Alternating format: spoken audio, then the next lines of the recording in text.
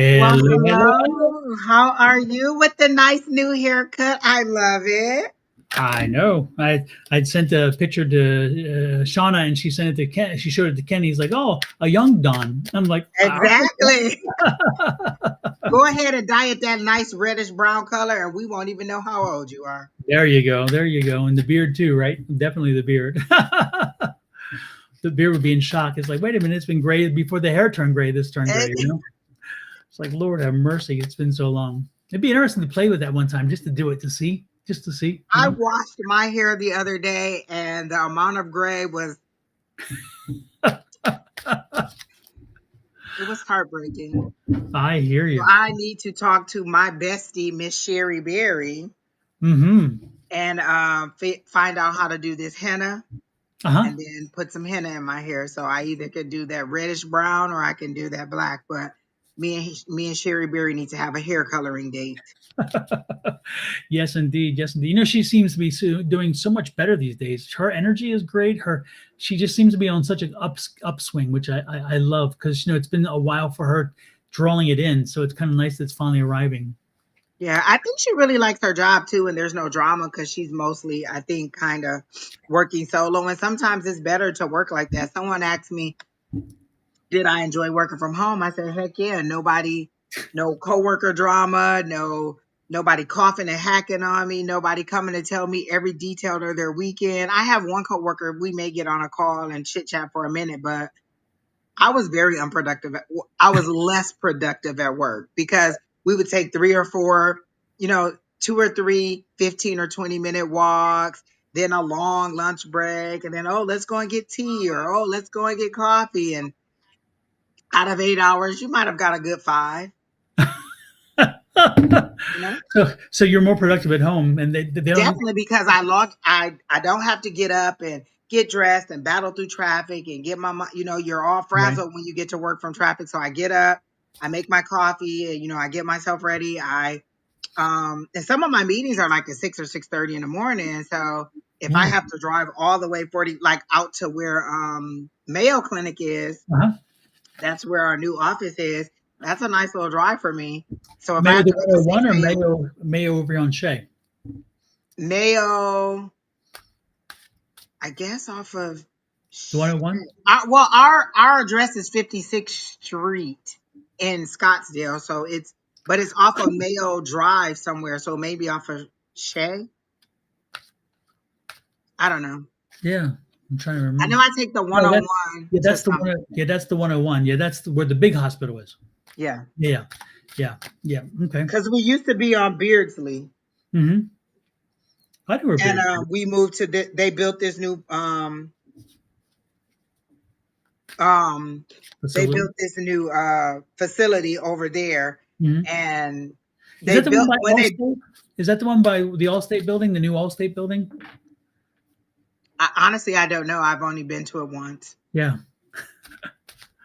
Yeah. And that was just to get, what did I even go for? I think we had something we had some kind of meeting at work. Mm-hmm. Um, and I went in that one time and I couldn't even tell you anything about it. And that was the first time I had used my badge. Like, my badge isn't even a picture they took. I sent them a picture. And I always ask my employees, can I send you a good picture of me? So this was a picture that I sent and they created my badge. That's crazy. That's crazy. Lord have mercy. How long has it you been back there now? For about a year now, or Been home, working home. no? Back with them. I started in January will be the beginning of year 3. So this is 2 full years. So January will be 2 full years. Wow. January will be 3 years because I started January 30th. So January 30th will be my 3rd year. Wow. It doesn't seem like it's been that long since you were back there. Yeah. Lord have Because mercy. I originally started in 2020 with Tanisha.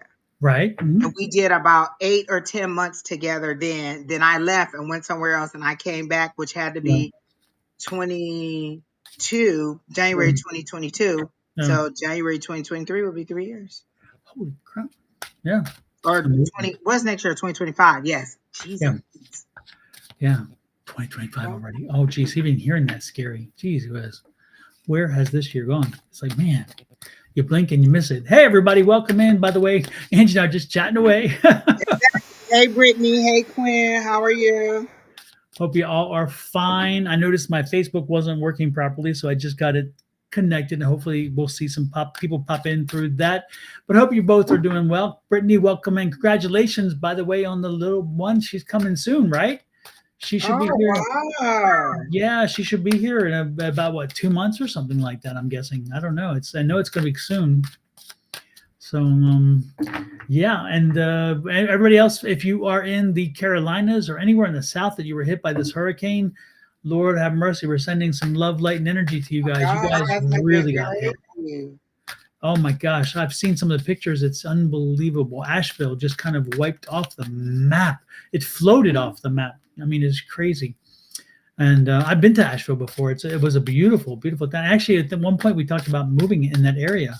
So yeah, that's and it's amazing because you would never expect it to have that kind of high water. But again, there's so few places, so few directions. When you have mountains, there's so few places the water can drain through. So it goes through the mountain and then it raises high instead of being across the plains like here.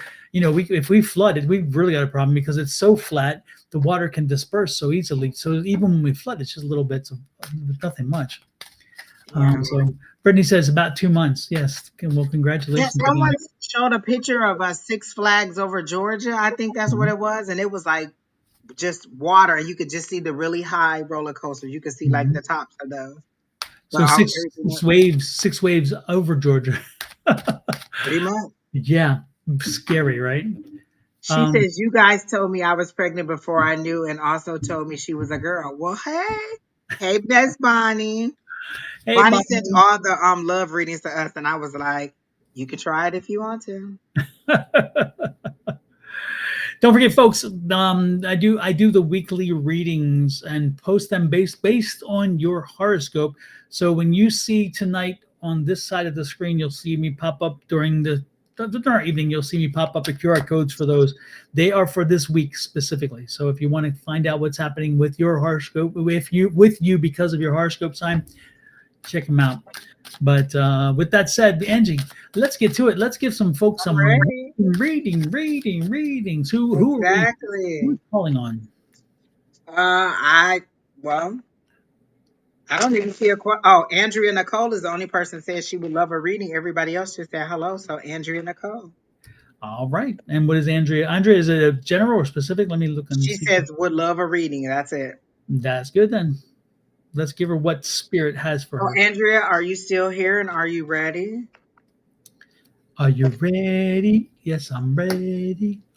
Which is and I hope she is ready because I immediately saw two dogs, two very powerful dogs, you know, growling at each other, ready to go into battle. So I feel like there's two very strong energies who are arguing. They show me a two of cups, and the two of cups is kind of hit their clanking cups.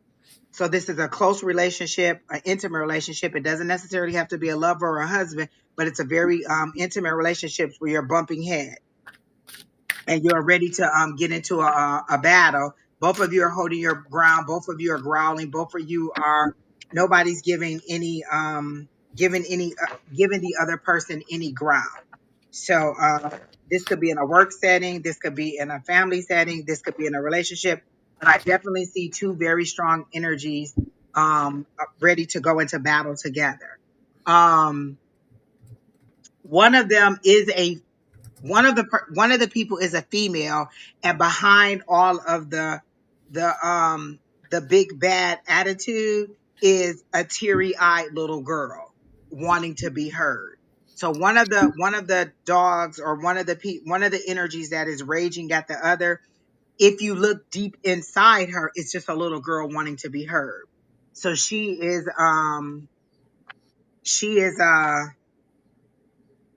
like whatever she's standing strong at is just that she wants to be heard. So I don't really think that she's asking for anything but to be heard. So whoever you're having this conflict with, or whoever the person is that's having the conflict, that's one of you just wants to be heard. So you're both arguing, you're both having this battle, and one of you just wants to be heard. Like it's just a broken little girl wanting to be heard and acknowledged by the other person. The other person does seem to be a masculine energy, a very a more dominant masculine energy. Um, and then let me see what else I have. I heard kiss and make up. Like it's like a grandmother seeing two kids fighting and she's like, just kiss and make up or hug it out and make it up. Like whatever the issue is doesn't seem to be anything that is detrimental or that needs to end the relationship. It just seems to be that you two need to like discuss it reasonably without the anger, without the feelings, without the hurt, or express those things and hear each other's side. Like it's like you're both talking, you're listening so you can make your next point, not to hear what the other person is saying. And they're saying, and this person is saying, hug it out. And it's like a grandmother in the background with her wooden spoon saying, hug it out, talk it out, or work it out and get over whatever it is. So it doesn't seem to be a big issue.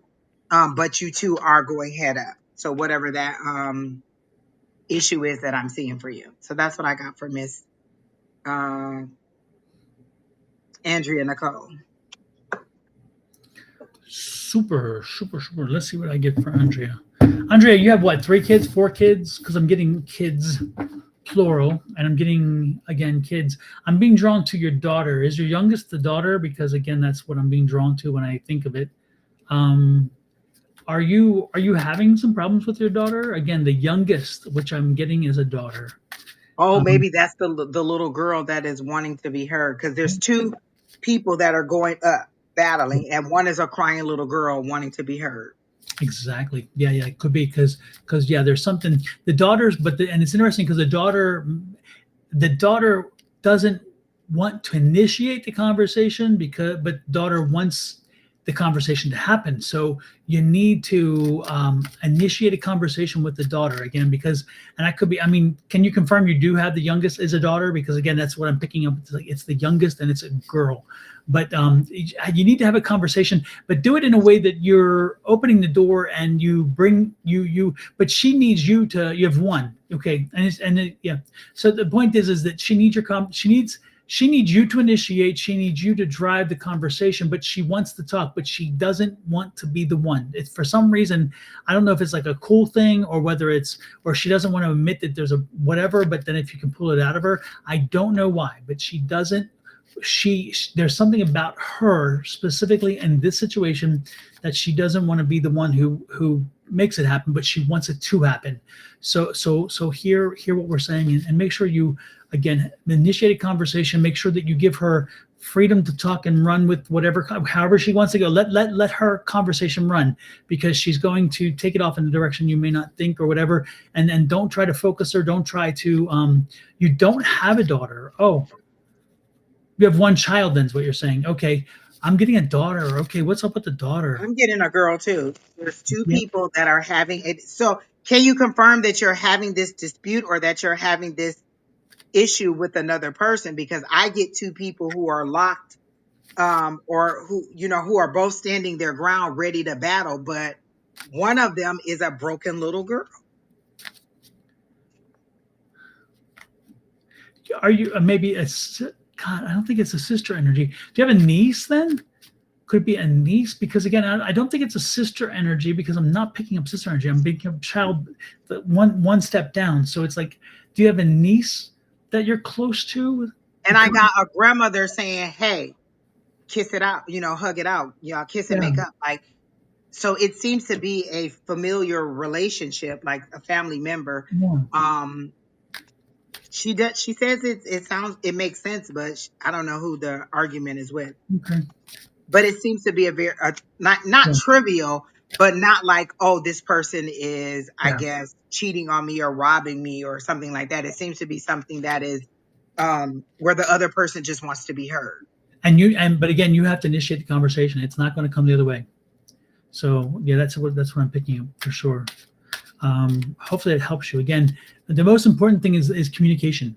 And when you have that conversation, do it with compassion and understanding, and let it go where they want it to go, because you may not even be aware that the situation is there. I mean, the funny part is that you may not, again, you may be oblivious to it because you pissed them off and you didn't know you did, or you did. I don't know. It's one of those things, you never know sometimes. So keep that in mind. Rachel Very McCann. nice friendship. Rachel McCants, by the way, you were the fortunate person to be drawn for the September free book. You left she as I do with all of my readings for my long form content, like you'll see with these when you go to them. At the end, I tell people leave a comment, and for every time you leave a comment for that video, not every comment you leave, but if you comment on a video, I'll put your name in a drawing. And Rachel, your name was drawn out. So Rachel, how could you beat me?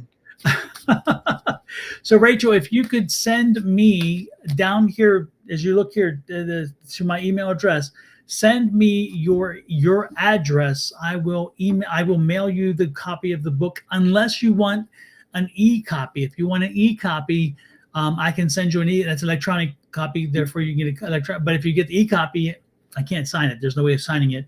But you tell me which way you'd like it. But send me if you want it mailed, send me the address down below, and there, I guess. And if you want the ebook, let me know. And also, I can send it to that email then that you send, whichever you prefer. Again, e-copy or the hard copy. It's not hard, softback copy, but you know what I'm saying. Paper copy. There we go. Get it right.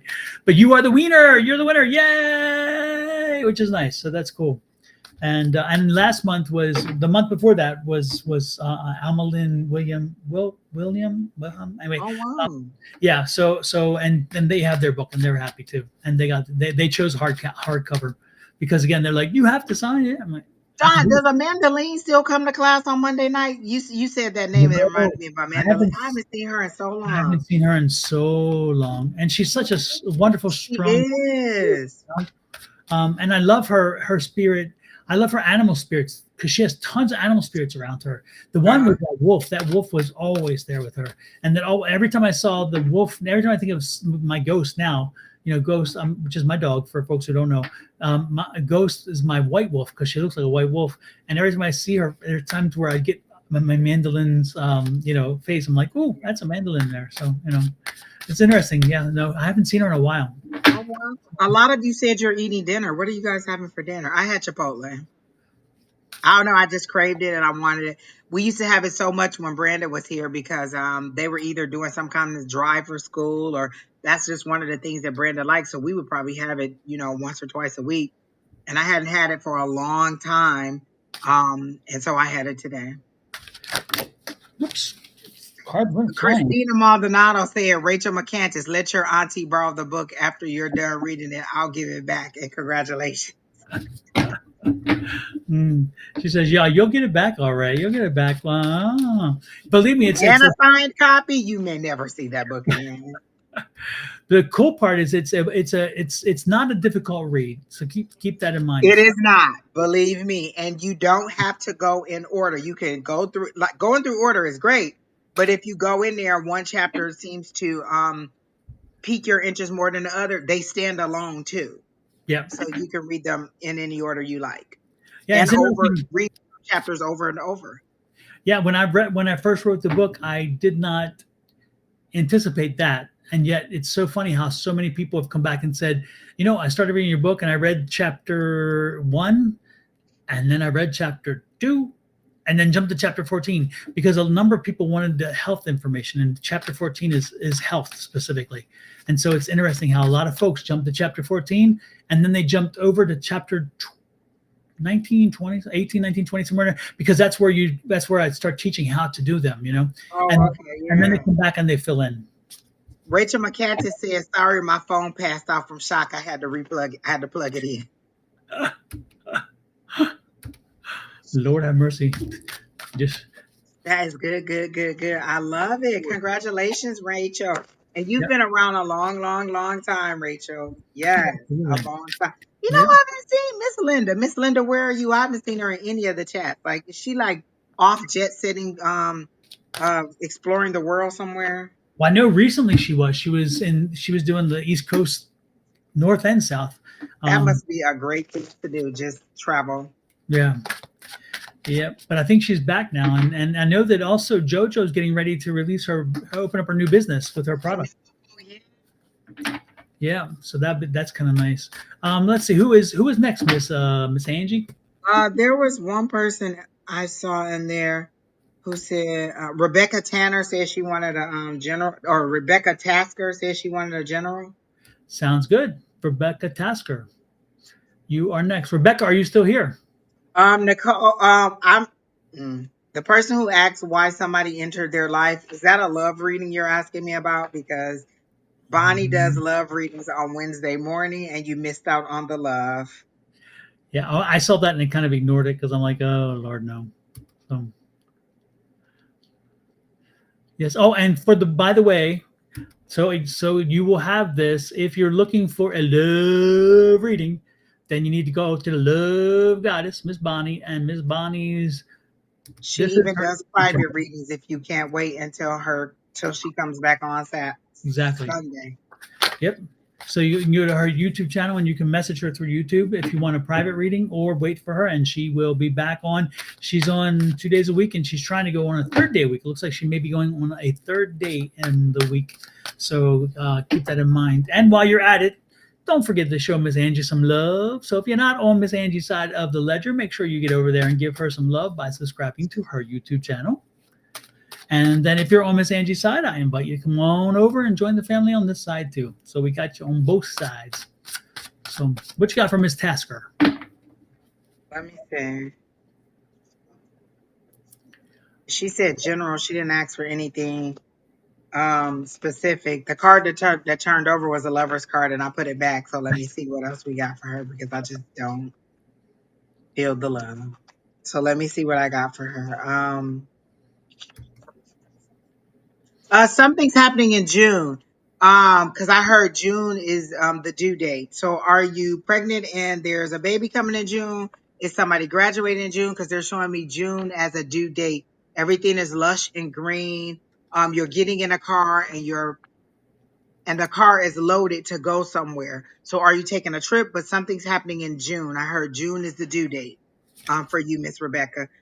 So there's something significant that is happening for you in June, and it seems to involve travel, and you're packing up the car to go. So is there a family vacation, or are you having a baby? Are you on your way to the hospital, or is somebody graduating? They just showed me that June is the time, and that everybody seems to be packing up. Do you have a little, like I see little kids like a little girl that is running to get in the car too, but the car is packed and you're ready to go. And June is the time. Oh, going on a vacation out west. Okay, so that makes sense.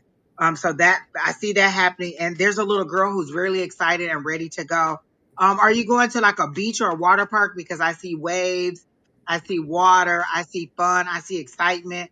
I hear don't worry about the cost at all. Like there's a dollar sign and then there's a line through it, like don't worry about the cost. So that must be the pessimism that I'm getting from the devil card that just came out. It's like you're feeling pessimistic, like will we be able to afford it? Is it something that we should do? Should we put it off? And they're saying, don't worry about the money. Everything is going to work out. Um, then they're showing me like a casino with the and you pulling down the lever and you're winning. So I'm assuming you're gonna get some unexpected money, like some kind of windfall of money coming your way. Not that you earned, but seems to be something that is given to you as a gift. So if you're not a gambling person, then this is just showing me that there is some money that is coming towards you. That'll help you make this a little bit more affordable. I hear the word 5,000, so it should be about $5,000 that is coming to you. Ooh, nice. Um, did somebody recently break their leg? Because they're showing me somebody's leg in a cast. Did somebody break their leg, or is somebody in a cast and they're unhappy about it? Um, the cat, yeah, there. It's a beach vacation. Okay, cool. And they're showing me something about somebody in a cast. Is somebody's leg in a cast and they're unhappy? I heard it's healing well. I don't give medical advice like that, but are you worried about if there's going to need to be further surgery or further care for whatever this broken leg is or whatever this messed up is knee? Okay, so I hear that it's healing well, so you'll be fine. So it'll be fine. I don't feel like there's going to be any major things that are happening. So whatever worries you're having, they're telling me it's mending fine. Stay off of it. Of course, whatever they're telling you about not putting any weight or pressure on it, please listen to what your doctor is telling you about that. Physical therapy is going to be seems probably a little bit painful, but they are saying that it's healing well. It's going fine. It seems to be very irritating to this person because they have to sit down more than they are used to doing. Does your son play sports, is that's what the problem is. He wants to get back out on and play sports, but they're showing me the temperance card, and they're saying you're going to have to balance that rehab and let all those things happen before you go ahead and do those things, and before you get back out there full speed. So let the rehab happen. Um, and is there something about scholarship? Does he play football? And is he worried about a scholarship or something? So I assume he's in like 10th or 11th grade. Is that what the problem is? 10th or 11th grade, and he's worried about scholarship opportunities. I don't feel like this is going to have a problem on that unless he doesn't listen and doesn't let the rehab happen like it's supposed to. Like give the knee time to heal and he'll be fine. But I still see scholarship opportunities coming and things going well for him if he lets things rehab. He's 30. Whoa, why are they showing me like but it wasn't from sports because it seems to be tied to work or tied to an activity, like wanting to get back out to an activity, and they're making it seem like the money's still gonna come. Don't worry about the money. So is it because he's off of work and he's worried about the money? So they're saying don't worry about the money, but he's going to be fine. So that's what I got. Okay. Oh, and the temper card came right up too.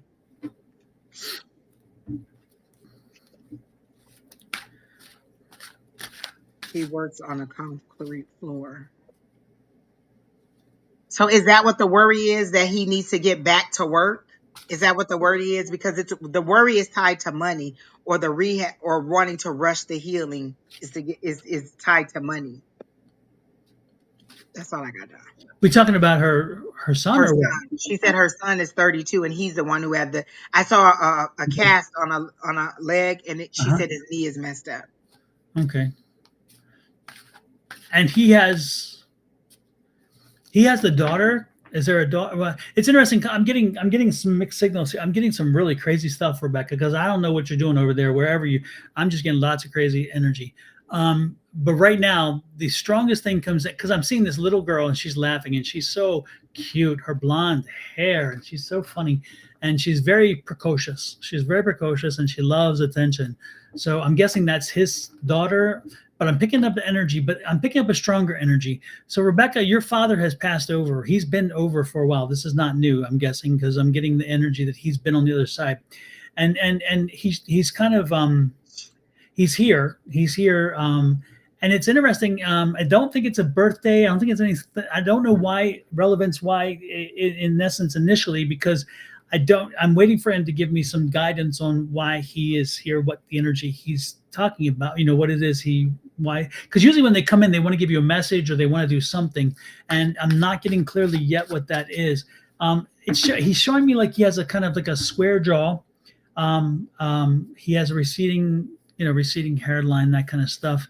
um, did he have a speech? What was his speech affected when he was in later in life? Did he? And I shouldn't don't feed the reader, but I'm getting the feeling like there was a speech impediment. Did he have some like was it some dementia, or was there a period where he wasn't thinking clearly or something? Because He I'm said he getting was 97 when he passed, well that would explain probably, but or he passed in 97. I'm sorry, in okay. 97. But was he having some clarity issues, some dementia issues? Because I was picking up on some of that. Dementia. Okay, because I was and there's so yeah, there's some clarity of mind kind of deal there going on. Anyway, he's here, and again, I'm not saying on the other side he has dementia. Don't get me wrong, because he's good over there. But what happens is that they send us signals, they send us ways to understand what they want us to give you to confirm that you know who we're talking about. Okay, and so I guess he was sending that as letting me know that to confirm, so that you know that we're not just blowing smoke up your ass. Excuse my French, but so again, that was that. So that makes sense because he was letting us know in that state when he was last here, where his mind was. Okay, and he had like the hair just kept going back, right? It's like I see this receding hairline; it just kept traveling back. And I feel like I'm getting there myself. I know what that feels like. Except mine's going forward and backwards, like they're competing here. I don't know, but I do get the feeling like it just kept going this way, and yeah, um, he worked. He was a hard worker. He worked with his hands, right? He worked with his hands. Um, I can't. I don't know if it's. Okay, I'm trying to get a clear picture of because he's showing me working with his hands. So he definitely worked with his hands, and I'm sure he's showing me these big, thick fingers too. Because he was again he was I don't know if it was working with like he worked on equipment or he worked on but he worked on things and just had strong hands. He's showing me these strong hand a working man's hands, Coal and miner mechanic. yes. Okay, that makes sense. Because it's interesting because he was showing me kind of my dad's hands, and my dad had those too. He was a mechanic, and he had those thick hands, and he could do what I mean. He could turn a nut, and I'm like I couldn't even budget, and yet he could do this. And his skin was his he had built it up over time, so he could be able. This guy was okay. A Makes sense. working man's hands. Yeah, yeah, and that's exactly the energy I was getting, and I saw my dad's hands in that essence when I said that. So it's kind of interesting. And the truck, he drove a truck. He's talking about something about a truck. What did he drive a truck in later years or not? Not. I'm not talking big. I'm getting the, and he's not. I don't think we're talking like big tractor trailer truck. I'm talking like a truck. Did he drive a truck? Um, and did the truck go when he passed? Was there a truck? Because a coal truck. So he drove a coal truck. Okay. Interesting. Okay, so there's yeah, okay, but it wasn't like a tractor trailer. Okay, that makes sense then. So it's like okay, interesting. Wow, because I'm sure he showed me the coal truck. He showed me a truck, and he showed me driving a truck, and he liked it. I mean, that was fun. I mean, he enjoyed life. This is a man. He didn't complain. He didn't whine. He didn't cry. He didn't. I mean, when I don't mean tears cry. I mean, it wasn't a whiner, a baby. He wasn't a baby. This man, he just took life, and if life gave him lemons, he made lemonades the best he could. He didn't whine about it. He just moved on with life. I like his energy. His energy. There is a joyous energy from him. Yeah, Like he's just yeah. Yeah. And he loved family. He's telling me that he loved family. He loved being around family. He loved being a dad. He loved being a grandfather. He loved being a spouse. 10 Um, kids. oh, Jesus, criminy. No wonder he's showing me family. This is Raised more than 10 a family. kids. This is a gaggle. I mean, it's holy crap. Little Um, house on the prairie. I'm telling you, Lord have mercy. Yeah. Well, and I'm seeing green. I'm seeing green. I'm seeing oh Jesus, criminy! I know this name now. I don't know the person, but I know the name because of the funeral I was just at. So and my cousin mentioned Tasker and something about a reading for Tasker, and now I'm reading Tasker, and you chose Tasker.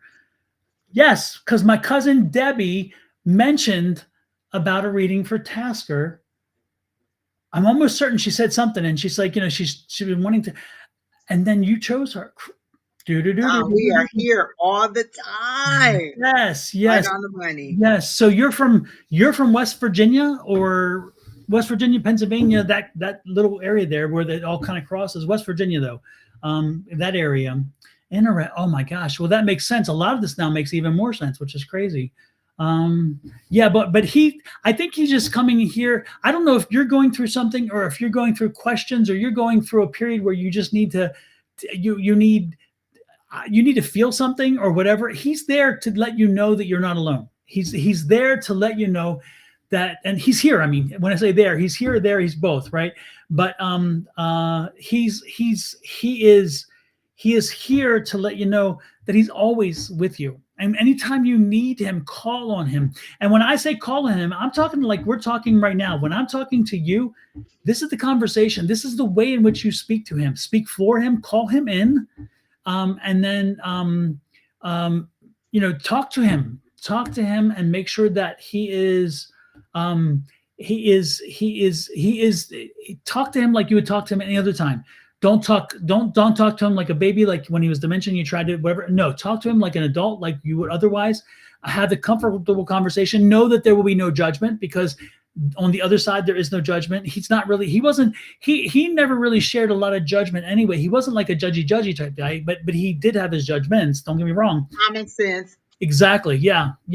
So yeah, I get that energy. So much energy this guy's given off. I mean, it's interesting because he's been wanting to visit with you for a long time, and he just hasn't. And it's funny because he hasn't found a way to get through. So I feel like he has so much to say, so much energy to give, and he's just like this. It's like, it's like I gotta get it all out right now because so it's interesting, and he's so much wanting you to truly know that he's here. So he's giving me all this other information, which is crazy. But just know that, talk to him, talk to She him. is in a very in a down, like, I don't want to say depressed, but in a down mood, because I put the cards back and this card flipped out again. That's that Yeah, devil's energy. That's that pessimism. That's that pessimism. negative space. Yeah, So you really are in a negative space, and it seems to be tied to finances too. A lot of it is tied to finances and things just not, or maybe one thing after another after another. It's like, okay, we're out of this situation, and there's another situation, and there's another situation. So you are having a lot of things that are going on. But again, I get to hold on that yeah, nine of wands resilience. You're coming through to the other side, and 2025 will be drastically better than 2024, definitely. Because it's like a big it's like they showed me her drifting off in like a hot air balloon and mhm, rising above everything that happened in 2024 and kind of looking back down on 2024 and seeing yourself from a better vantage point in 2025. So keep on hoping, and keep on setting your intentions for what you want to happen and the goals you want to reach. They're coming. You've just had a very hard 2024. right. But know he's there with you, and know that you're not alone. And it's interesting because he's telling me, and I don't know if this resonates with you, but he is telling, and you need to pay attention. I listen to me. You need to. I would suggest that you pay attention to this, because he is bringing to my attention that when he is around you, um, he tries to communicate with you. He's tried to like, to put his hand on your shoulder, but you don't seem to sense that. And so he's trying to get you from that way, and it's just like, and he also has been leaving you a scent, and that scent is it's interesting because he gave it to me, and I know that scent because it's my dad's youth, because my dad comes back in different ways. My dad, and an older the older the when my dad needs me to know of him being there for an older purpose, I get one scent, but when he is younger, I get another scent. And this is what I call a grease monkey. My dad was mechanic, and so that smell of mechanic, I don't know if it's grease or whatever, that mixture of whatever it is, when he came in, I knew it was like that mechanic smell. My dad had that smell. And so he's showing me that, he's giving me that same scent. So when you are around your house and you get a whiff of this garage smell, or this truck smell, or whatever it is that I'm getting. And again, I call it grease monkey, because my dad, again, he would come home. It's interesting. He would do that goop of orange. It was like white, but it was called orange something. And he would put it in his hands, and he would clean his hands, and all the grease would go away. But yet in the crevices, he'd still have darkness from working. It's crazy. But and again, I'm seeing your father's hands kind of like that. But when you smell that, know that he's there. No, acknowledge that, oh, Dad, I smell you. You are here. That will give you peace. That will give you tranquility, knowing, because again, he's tried touching, and touching hasn't worked, and he's tried other things and it hasn't worked. But scent, he said, you'll know that scent. You'll know the scent because it's my scent. So whatever that scent is, and again, it's something tied to that. So know that when you get that scent, that is him there with you, and have the confidence that you are not alone. Okay. And over time, don't be surprised if once you get the scent, and once now you're smelling the scent, that you're more aware of what is happening around you, and then you'll feel him touch you, because now you're open to having the touch. You're open to knowing that he's there, because again, it's part of the knowing. You have to be alert and aware. And we often walk through our day, and so unaware, so unalive with things. We just kind of like, whatever. And spirit's talking to us, giving us all kinds of information. They're giving us all kinds of inspiration, and we're like, I don't know it, because I'm just going through the day. So, and that's why he's trying to reach you. He's just trying to make sure he's there. And like Angie said, it's just know that there's love and light there. Okay. So, wow, I didn't expect it to take that. But again, and so is there a granddaughter? Because I'm getting a little blonde hair granddaughter, and I'm getting big eyes and a blonde hair granddaughter. Excited about the trip that they're taking on. So I didn't know if it was her daughter or a granddaughter, but I got the little blonde haired girl too. Yeah, She's I'm excited about getting the trip. yeah, I'm getting granddaughter energy because I'm getting like this and so granddaughter energy. And yeah, so and what's up? And you love this, and again, I don't even know, you didn't confirm, but I'm getting that you love this granddaughter is like you would walk on water for this child. I mean, it's like you really adore being a grandmother to this child. Do you only have one? Because for some reason this one comes to my attention. I don't know how many you have, but I'm seeing this one specifically. She has a Um, granddaughter and a grandson. okay, I'm sorry. The grandson's not getting that attention. The granddaughter gets all Granddaughter kinds. is the app must be the Yeah, or she's a lively one because she's yeah. just excited. Exactly. There's something about her. Again, she's precocious. She's all these things that are just I just love and light and a ball of energy and she when she wants attention, she demands attention because I'm getting that kind of little attitude kind of thing, which is funny. Do you sit on a rocking? Because I'm seeing you on a chair. It's like a chair. It's one of these chairs that kind of do a gliding chair. It's like a rocking chair, but it's a glide chair. So it kind of it glides more than rocks. So it's like on some kind of springs or something. And I see her sitting there on your lap, on your knee, on your right knee, and just kind of there with you. Does that resonate with you? Do you have like a little rocking chair, rocking chair? Because I'm seeing that. Oh no, no, no, no, no, no, no. Oh my gosh, wait a minute. Um, okay, wait a minute. Oh, help me with this, Rebecca, because wow, I just and oh no, oh this is crazy. Whoa, this is crazy, crazy, crazy. Rebecca Tasker, is your granddaughter also related to my Aunt Eloise? Because the child is sitting on my Aunt Eloise's lap in her gliding rocker. Does that make sense? Did this child know my Aunt Eloise? Do you know? You should know my Aunt Eloise because again, if you're in that area, you know her. I guarantee it. But did this child is this child related to my aunt? Are you somehow related through the other side to the family, like through my uncle June or something? And is this child related to my Aunt Eloise? Um, because I see her on my Aunt Eloise's lap. And my Aunt Eloise just kind of was here going, yeah, that's it. Because I just felt cold. I'm like, wow, what a feeling. My Aunt Eloise just came in. And so there's something about my Aunt Eloise and related to you. Are you related through Aunt Eloise? And don't keep me hanging here. I need to know. Right. Hi, I'm an Bumble. inquiring mind. This is crazy. Wow. Oh, wow. This is just unbelievable. And again, I Look, see, type faster, type faster. I know. She She loves it. loves your Yes, I'm related through Aunt Ellen. Oh, yes. And so do you have, because I'm seeing this picture she's showing me. Did she sit on Aunt Eloise's lap? Again, I'm seeing her sitting, Aunt Eloise sitting in her chair, and I'm seeing her sitting on her lap in the chair. Did she sit on Aunt Eloise's lap? And it's funny because I know that chair because when I would go visit Aunt Eloise, I would sit on the floor beside the chair. And then I'd look up and Aunt Eloise would reach over and she would play with my beard. She's the only one allowed to play with my beard. And she's like, oh, I know my Donnie. She's, oh, there's my Donnie. And she would play with my beard. And I'm seeing her in that same chair, but I'm seeing the baby. So did the little girl sit on her lap? Because I'm seeing that. Yes, always on her lap. Oh my God. Oh my God. Such a great image. Such a great picture. Wow. Oh, shoot, I got a little reading there. Nice. I love it. Listen, when they come through, they come through. They come through. That is so cool. Wow. Wow. I Well, love it. thank you for that. Now, so your grandfather came through, your father came through, my aunt came through, and the little girl was at the heart of so much. Wow. What a wonderful.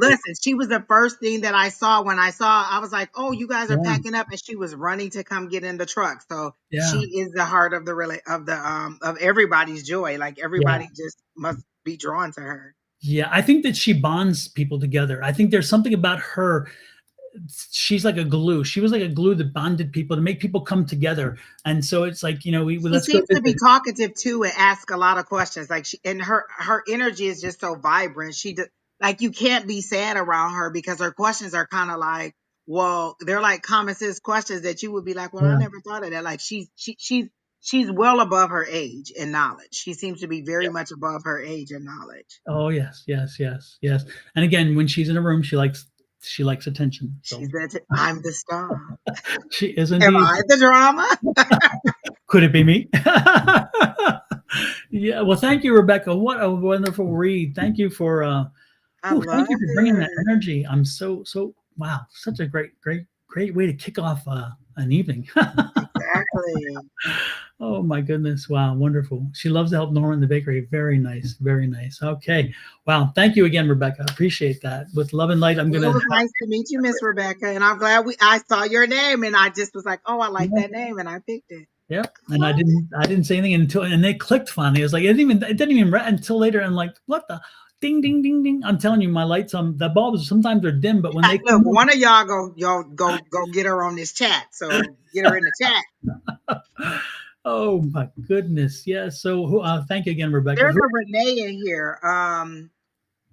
Uh, and I have a message for her because as soon as I saw her name, she said something about a general. She just made a comment that says, "Okay, I'm here enjoying the live." Miss Renee, did you just break up with some guy or are you out of a relationship? Because the first thing I heard when I saw your name was let him go or leave him alone. Like let him be out of your life. And then I got the six of cups, which is you reminiscing and thinking back on the relationship. So is he gone and you're thinking about going back, or is it somebody you need to let go? Because I get the sense of moving on from him and not letting him back in your life.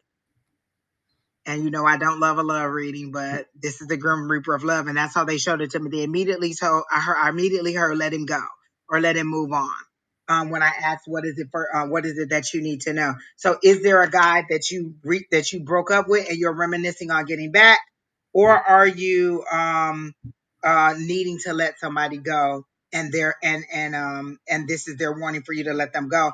Because I also got the eight of swords where you're feeling trapped in a situation. So maybe you haven't let him go, or maybe you're feeling trapped to the relationship because you're thinking back on it and not knowing how to let this person go.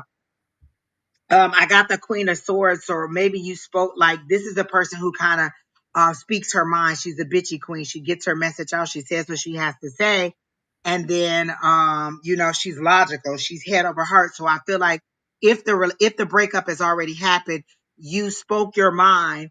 You logically let go, but your heartstrings are still there. Is that what the problem is? You're still in that hurt space. But then I get the Ace of Pentacles, which is a new opportunity, which is where you should be focusing on your new opportunity for finances and for money and or for material blessings, and not on this person. You seem to be stuck on this person, and you should be concentrating on this new opportunity that's coming up. Like aces are like gifts to you. If you notice, this is a hand just coming from out of the sky.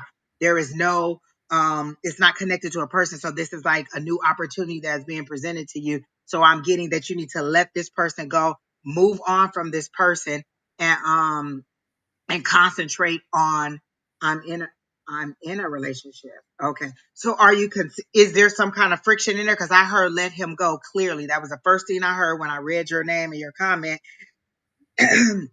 And so maybe you're thinking about whether you should let this person go or not, but I clearly got let him go. And you need to concentrate on these opportunities because, and what's the feeling trap? Okay, please don't tell me you're pregnant. But I get that you're feeling trapped in this situation and you're wanting to move on, but you're not moving on. And they're saying, let him go. Like, don't let whatever the situation is hold you to be tied to this person. Like, oh, we have a baby coming, or oh, we live together, or oh, we've been together so long. Whatever the tie is, they're making it seem like you need to just kind of let it go. And this is where your concentration needs to be, on your money, on your blessings, on the things that are coming to you, because there's new opportunities coming, and I see them coming before the end of the year if you concentrate on that. And because this seems to kind of be pulling you away or causing you a little bit of frustration. So if that's not the case, then and your marriage is perfectly fine, then don't do that. But I heard let him go. So that's what I got for her, Don. Let me see. I was going to touch the cards, and it's interesting because as soon as I moved toward the cards, the energy was a very heavy kind of energy. So has this is this situation, have you like frustrated or um His niece moved in.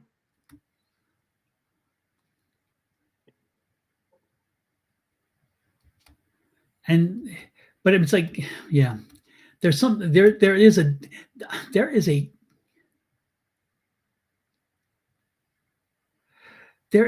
yeah. There's something.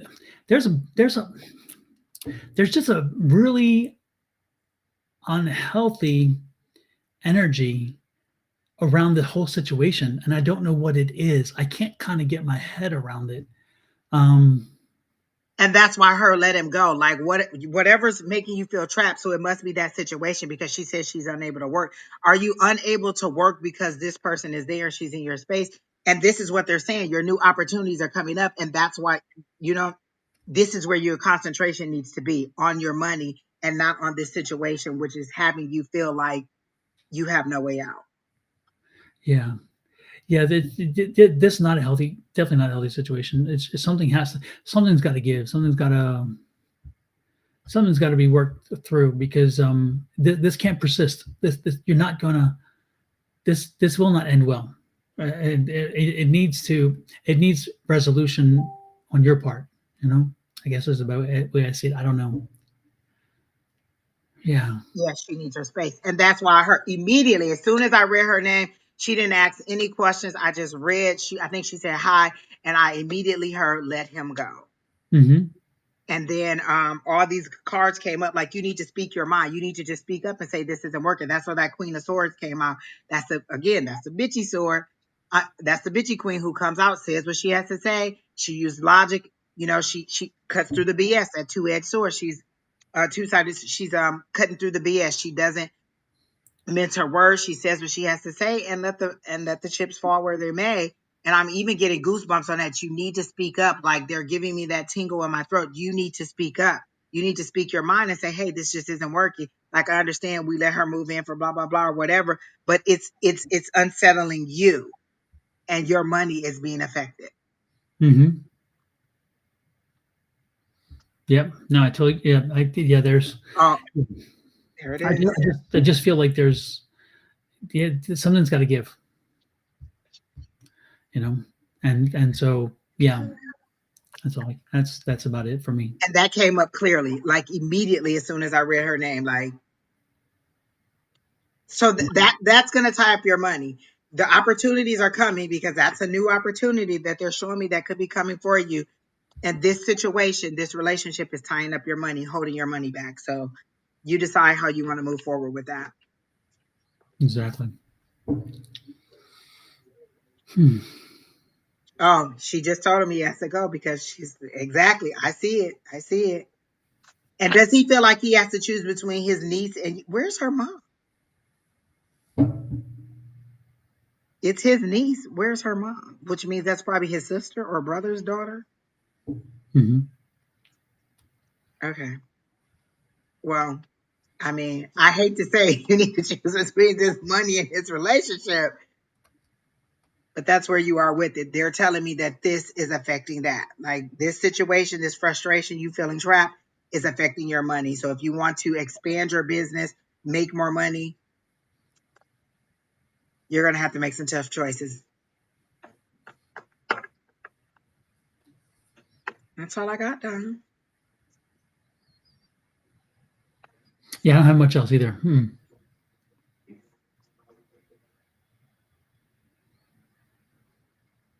So who else? Um,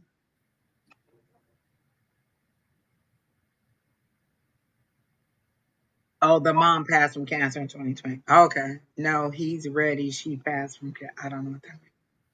Okay. Um, I don't know. There's a Tania in there. There's Hey Umber. Hey Keena. There's a Roseanne Darby who had been asking, but she wanted specifically, I think I passed on I'd love a present reading or message, please. Oh, okay. So there's lots of people who are to choose from.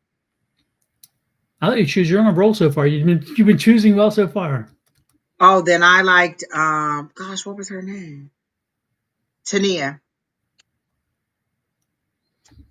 Okay, Tania it is.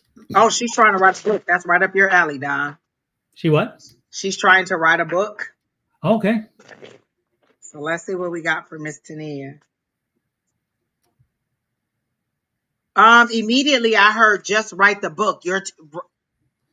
You're too concerned about the grammar right now. You need to get it all down. Just get it all out and then go back and correct the grammar. But right now you're too focused on, well, this word versus this word, and this sentence needs to move here. And this, like, they're showing it to me like Tetris, and you're moving things around. You're too concerned with the final look of it, and you won't get it all down. It's like the words are just falling out of your mouth. They're falling out of your head, and you're not getting it down fast enough because you're too concerned with, should I use the or should I use there? Should I use him or should I use her? Like, you're too concerned with little things, and they're wanting you to concentrate more on just getting it all out.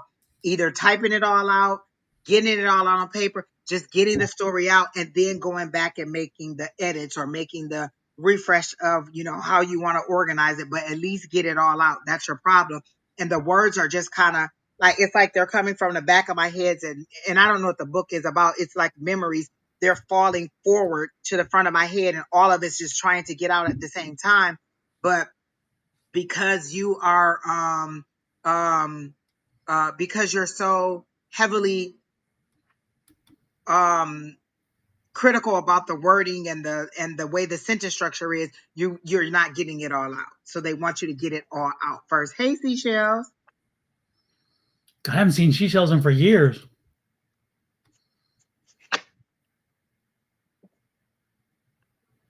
So that's what I got for you, Tania. As far as the book, like, once you get that out, then the next step will come, um and will come and come and come and come. Nicole, you weren't dismissed. We're just going to the people we're drawing. Like, as soon as I see your name, if I get a message for you, then that's who I call. It's not that we dismissed you. It's just when the message comes, that's who I call. But Tania, again, once you get it all down, then the next step will come to you. Then the next step come to you. You're trying to polish up the finished product, and you haven't even got the whole thing together, is how I'm seeing it. Yeah, what I would suggest for you, Tania, is to if you have a phone, I'm guessing you do, and it's a smartphone, then what I would suggest is get the text to speech to text, and make sure that that's on your phone. And then as you're spending your day, as you're walking along, as you're doing whatever you're doing, um, anytime you get inspired to put something else in the book, whatever comes to you that should be a part of the book, you should be speaking that into text. And so then you can easily convert that in and move it over into wherever you're writing your book, and your book will grow and expand based on that, because you're going to bring more richness to it. Every time you sit down, you're going to the one thing that you're probably going to get is a writer's block, or something that's like, all of a sudden everything you had thought about is gone, and now you're like, oh gosh, what was it I was thinking about? What did I just had that great thought today. This way you can do that. This way, by doing the speech to text, you can share that thought, that memory, that whatever, to yourself, and then later on add it to the book wherever it fits in, and you'll give again more richness to the book, because you're going to give a lot more detail in the book, or insightfulness in the book. So make sure you have that as a function of your phone, and things that you can do to again bump up the work. If you haven't yet finished your outline, if you've already written some of the book, you still should probably sit down and come up with an outline, even if you never had one, because you need to understand how the flow goes. And it's interesting that in your mind the concept works, and then when you see it, you're like, oh, maybe not so much. And that's what happened with me and my book, is that when I wrote the book and got it finished, and I gave it to a friend of mine, and she's like, I'll take a look at it. And she tore it up. She just like, no, you don't have the flow here. This is not the way that somebody's going to want to read a book. And she started moving things around and helping the book fall into a more appropriate structure. And without that, the book would have really, I truly believe, would have fallen on its face. First of all, because it was another 12,000 words or so, and that did not need to be had. And there was a lot more research that did not need to go into the book, which was taken out. Again, because the other thing I was going to suggest is make sure that as you're working through it, bounce ideas off of people, show people some of your work. give them an indication of what you're doing. Have people buy into it, because when you hit, Trusted people. Don't just give anybody to oh it. yeah, Like I had a specific number of people that I let read. Like and I would give them like, okay, I made some edits, give it to a specific number of people yes, because you don't want to just give it and then next thing you know, it's all over the internet and somebody else is taking your idea. So be exactly. specific on who you give your information. Yep. And make sure it's somebody you trust about their judgment, because giving it to just anybody and not trusting their judgment, that's not going to do anything for you, because all it's going to do is frustrate you, because and if you know some voracious readers, some people voracious readers, if you know some voracious readers, some people who love to read, those are the people who know what a book, how a book flows. They'll know, and they're the best, because again, they know, because they embrace books, because they embrace that, they know it. And so they would be wonderful to choose. Also educators, but be careful with educators to a degree, because sometimes they get so tied into a The period grammar. here, and exactly, that they bury you with grammar and they overlook the more important thing is it readable? Is it not readable? That's the key. If your book's not readable, it's not going to get read. It's just not, and so you And want to be try careful. reading it out loud to yourself. Like if you get stumbled over your words while you're reading it out loud, other people are going to stumble too. Like Yep. just take a chapter or two and kind of read it out loud and see does it make sense to the flow of you. Reading it in your head, sometimes you read it as the way you think it's showing, but that's not what it is. So read it out loud, the words that you're actually seeing, and see what it sounds like to you. And remember the audience you're writing it to, because again, you're not writing it to yourself. You're right. You are writing it, but you're not writing it to yourself. You're writing it to an audience. And so no, come up in your, come, sit down for a short period of time and think about who you're writing for.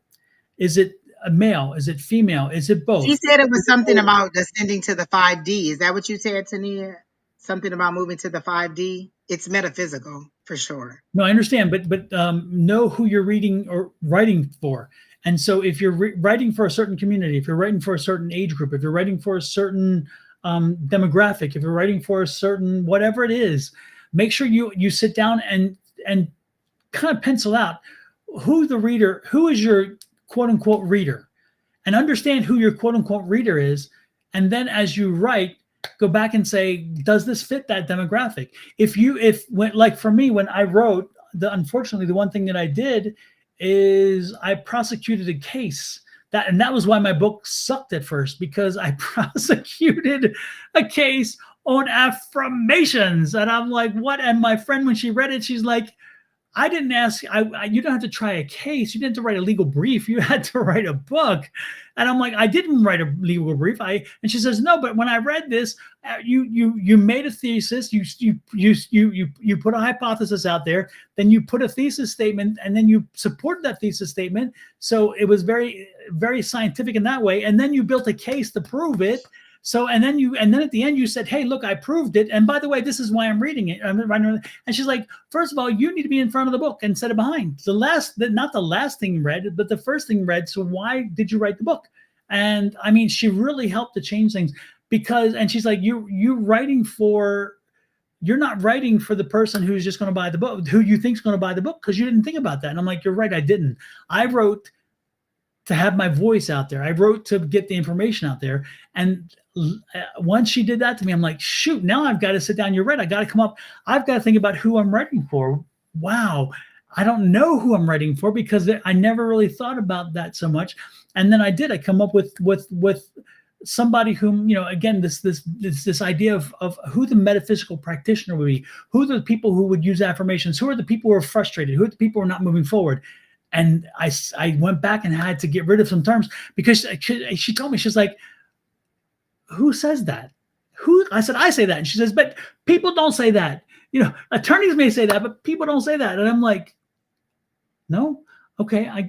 It took me, it was shocking. It was shocking, because I needed the wake-up call. So what I'm asking you to do, by the way, is do the same. Give yourself a wake-up call. Make sure you vet it, and make sure you figure out who will read your book, and then make sure that you give it to that person, that type of person, that person who exemplifies that, and say, can you read it?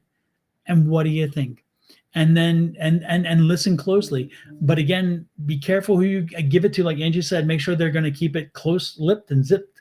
And secondly, that they are going to be giving you valid feedback. If they're not somebody who reads a lot, then they may not be the best person, because again, some of the best people to give you feedback on a book are people who read them.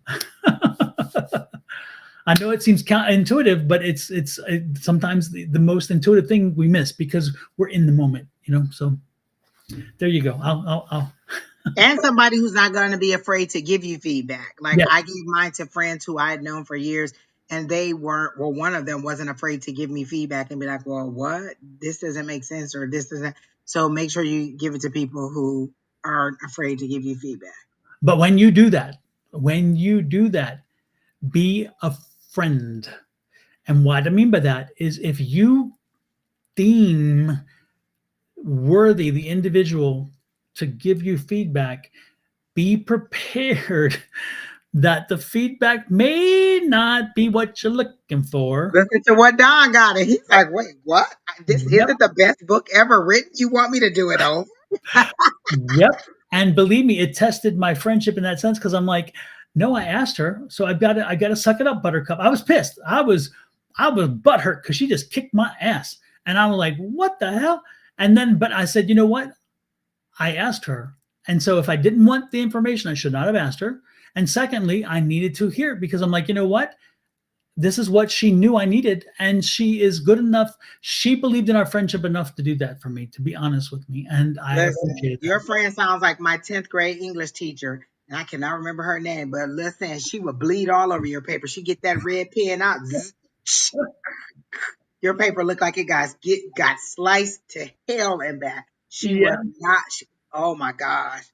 Yeah, I had a coach. He was you know how coaches were also PE teachers, right? And they were driver ed instructors, and they were the two things that would happen in our Baltimore school system. And the coach, man, he was the funniest dude. And so instead, because he didn't give written tests, you had to do something, and he would get up there and he's like 0. He was the funniest dude. I mean, he My was. gosh, that must be just gym teacher or PE teachers in general. Because my PE teacher would be like, "I make some pretty little E's on there. I'm real good at making an E on there. If you don't do a good job, I'm real good at it." Yes, but he was so loved and he was so funny. But man, he when he gave you, and he made it 0, and you're like, oh damn, dude, really, you know. And I was not very good at the PE stuff, and so. But he always, I think he had mercy. He's like, that fat boy, that little fat boy, you know, because I was 300 pounds when I was 16. I was a big boy, and so he's like, I'm gonna have to just whatever. So I never got the 0, but I knew we would, and the whole class would crack up. We would all just be rolling because he was so good at that. He was such a nice guy. But I doubt he failed anybody actually. But anyway, crazy. And how I'm good off of that, I don't know how I got there. But point is, Right. let them give you feedback, but make sure that you appreciate their friendship, that they trust you well enough as a friend to give you the feedback. Don't make them feel uncomfortable with what they give you, because usually it's valid and it's worth hearing. So make sure you do that. And everything I just gave you had nothing to do with psychic. It was just based on my own experiences, pretty much. That was the one thing. So know that I was giving you nothing psychic. I was giving you feedback based on author. And Angie again has written a book too. So we both come from experience when we talk to you. Yes. So Good. Miss Miss Nicole, are you still here? Um, with the custody issue, because I do got information on that. If you're still here, Miss Nicole, and they're very specific about it. Um, I don't want to put your business all out there unless you're still in the chat. So if you're not still in the chat, I'm not gonna put it out there. You're welcome, Miss Tania. And Rebecca, if you're still here, let me know. Just say something, say yes or something, because there was one other thing that came through that I wanted to mention. Because I Oh, need you to. know what? I remember you saying her name a while ago, or putting it in the chat. So maybe Yeah, she didn't read the chat. Oh, okay, yeah. she may have left because Um, she's on the East Coast, so it's probably late over there. oh, yeah. 11:30. Miss Nicole, the first card that came up for me was the Four of Cups. So that means that, and they very clearly showed me like they're like the court giving you a list of things that you needed to do. And are you not doing some of the things on that list? And I got the 9 of Wands because you're saying it's a very hard time. So this is really 9 of Wands is, if you can see him, this is a person who's battle torn. He's been through a lot of stuff. Are the kids not in your custody now? Because I feel like you're trying to bring them back into your home. Is that what the truth is? The kids are not in your custody now, and they've given you a lot of things that you need to do, like a list of things. You need to do this, you need to do this, you need to do this, and you are trying to kind of circumvent some of them things and not do those things, or you have a lot of reasons as to why. And I feel like you've been to court at least 3 times. Like you've been in front of this judge at least 3 times. Is that true also? And you're getting frustrated, and because you feel like the judge is being hard on you, but they're saying these are the things you need to do. And are you showing? So you do have your daughter, but are they giving you a list of things that you need to do in order to keep custody, or in order, because you're saying it's a custody battle. So are they giving you a list of things that you need to do, or a list of things that you need to show and prove? Because they're showing it to me as boom, boom, boom, at least 4 things that they're asking you to prove or to show, or things that you need to do. I may lose her for disclosing abuse. So is that why they're giving you the 4 things that the series of things that you need to do? And you're not doing some of the things that they're telling you because you're refusing something. This is something that's being offered to you and you're refusing. Or are they offering you a custody settlement that you're not in agreement with because you don't want her to be with the other party? Because whatever the offer is, you're not taking it. You're not wanting to do it. And then I did get that 9 of Wands where you're feeling battered and bruised and beaten up and just like, but it's a resilience, a list of what I can and can. Okay, so they're showing me that. And you're not, they're saying that you're not following through. And I feel like you've been in front of the judge 3 times. And so at this point, it's a frustrating thing that's going on with you. And it's frustrating too for sitting back and watching what you're reading as well, Angie, to know that that card, that 4 of Cups that she gave, that Nicole, that she drew for you, she's showing you that the court is trying to work with you. They're trying to give you a lifeline. That was the gift. That was what that 4th cup is about. Is giving you. So by giving you that list, they're giving you a way to make this happen. You need to follow it, but again, appreciate the fact that they didn't have to give you that opportunity. So make sure that you're cognizant of the fact that even if you don't like it, you don't like what they've given you, it's their way of at least giving you, helping you to a degree. Okay, so it's a lifeline. Take that lifeline. Make sure you hold on to that lifeline. And is the issue that you like, okay, because you said abuse, it is it that you got out of an abusive relationship and the other person on the I think it's the other party was abusive to the child. That's what I'm picking up. third time is the last time? Okay, so I see the third time. Okay, so they're showing me the third time. She says, yes, says I'm coaching. I was confused on what I was able to do. And I've seen the judge 2 times. I did follow. It's for therapies for my daughter. Okay, so that's what it is. So be clear about what you're doing. And the other person was abusive to you and you got away. And so you're trying to keep your daughter from this person too. Is that what it is? He's abusing. You're trying to keep your kid away. Okay. So that's some of the things that you're pushing away too. Okay. So then so I got the Page of Pentacles, which is somebody coming in to give you information or coming in to have a talk, give you, it's a conversation. Usually a page is it's like communication, somebody coming in to give you information. So you're wondering if this attorney Cayenne is that person. And I don't know that he is, but I do feel like somebody is coming in to give you information or to give you good news. So there's good news coming. Was that the Cups or Pentacles? Which one was that one? This is the Pentacles. Pentacles. Okay, thanks. And so this says good news about money, career, education, or home. So good news is coming to you from somebody. It's usually a younger person, usually what they say about pages. But for me, this is all about the communication. Somebody giving you good advice on what you should do and how it is. I don't know that it's this Cayenne lawyer person that you're saying, but somebody is coming to give you some good information and to help you out, to help you get back on track, because you feel frustrated and you do feel like the judge is against you, but they are really trying to help you out. And I see you being tearful. Are you breaking down in court and being frustrated with them? I see that too. Like you're really like, you're afraid. There's a lot of fear on your part. And you're like, I'm trying to do everything, but there are things, but it's not you're not doing exactly what they want or the way they want. There's something about you're not doing per the instructions that they're giving you, and you're feeling frustrated, like I'm trying, and you just feel like everybody's kind of stacked against you. But I do feel like good news is coming, and I do feel a good outcome for you. I do get the fear, I do get the conflict, and I did get that Five of Swords where you're feeling defeated. But I feel like if you kind of get back on track with what you're supposed to be doing and listen to this advice that's about to come in for you, you will get a good result or a better result than you're anticipating. So stay positive, stay focused on the things that they're telling you to do, and make sure is the court date in November? Is that the next court date? Is that why you're so scared? Because I heard November. Is that the next court date? Is that what the issue is? You did. You broke down the court. So is the next court date in November? Is that what the big thing is? And you don't want to lose her for the holidays? Your support system seems to be kind of high and low too. Like sometimes they're for you, sometimes they're not. Like there's a lot of chit chat or chatter in the background about people trying to tell you what to do, like family members.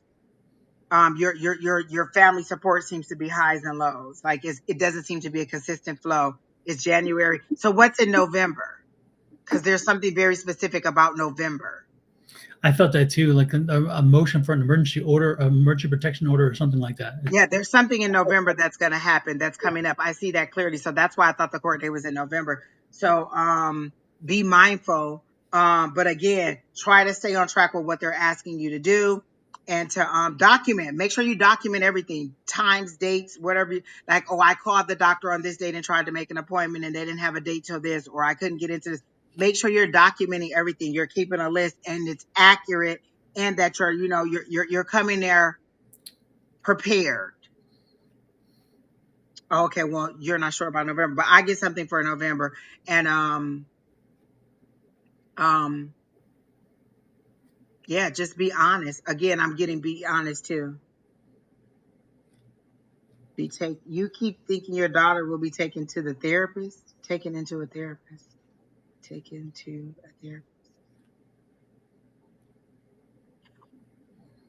Are you against her going to see a therapist? Why are you against that? Because I think you said something about the court wanting you to go to. Why are you against the therapist? Oh, okay, So how come you haven't taken her to one already? right.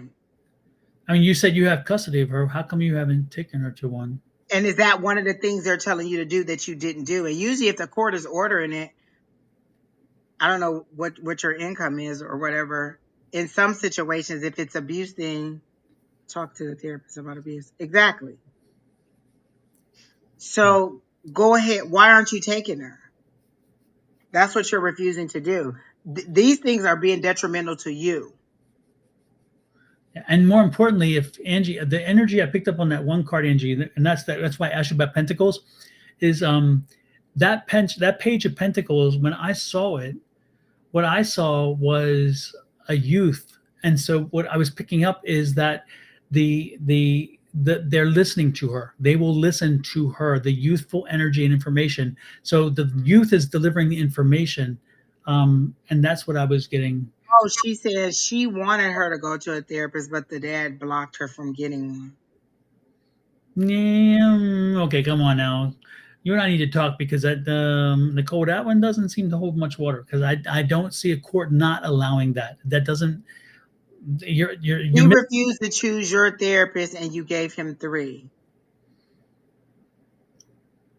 So did he block it, or he just didn't? He wanted one that was different than you chose. But yet you have custody of her, so you could have taken her. I think you need to get that child to a therapist because again, they're listening, and that's that card. That card saying that they will listen to her. They will listen to her. They need to. So you need to move mountains to make that happen. And again, that's the change that has to happen. You no more excuses. You need to get the change has to happen. You have got to get that child that, and you have to be patient yourself because you're frazzled.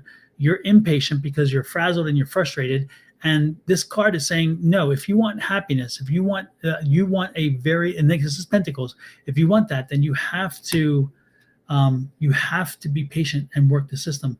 But again, if you, and again, I don't practice family law, I never did, and I'm not giving you legal advice, but what I'm telling you this much is when I was in the family law courts and when I did a few family law cases, when you, very few, but I did, and when you, if you were to submit three to a court, the other side would have to pick one. The judge would make sure the other side chose one of three. If you've given three and you said they won't choose any of them, I kind of find that difficult because, again, the judge would say, hey, you've given three, which one? And tell the other side, pick one, not pick none, pick one, and you could complain. So again, there's some things that aren't filling in the picture here, and I'm not going to go into that. But what I'm saying is, Nicole, there has to be a change. Something has to break, And and also, are you seeing like a therapist or group or like a survivor's group? Like if there was an abuse, if you're experiencing abuse, sometimes if you go to one of those groups, they have resources that'll help you to find the people that you need to get the information, to get what you need also. So you may need a support group also. yeah, but he can be a narcissistic manipulator, as a lot of people are. That doesn't mean he can manipulate the court system completely. Is he the money in this situation? Is that what you're trying to say? He's the money in this situation. Is that what you're trying to say?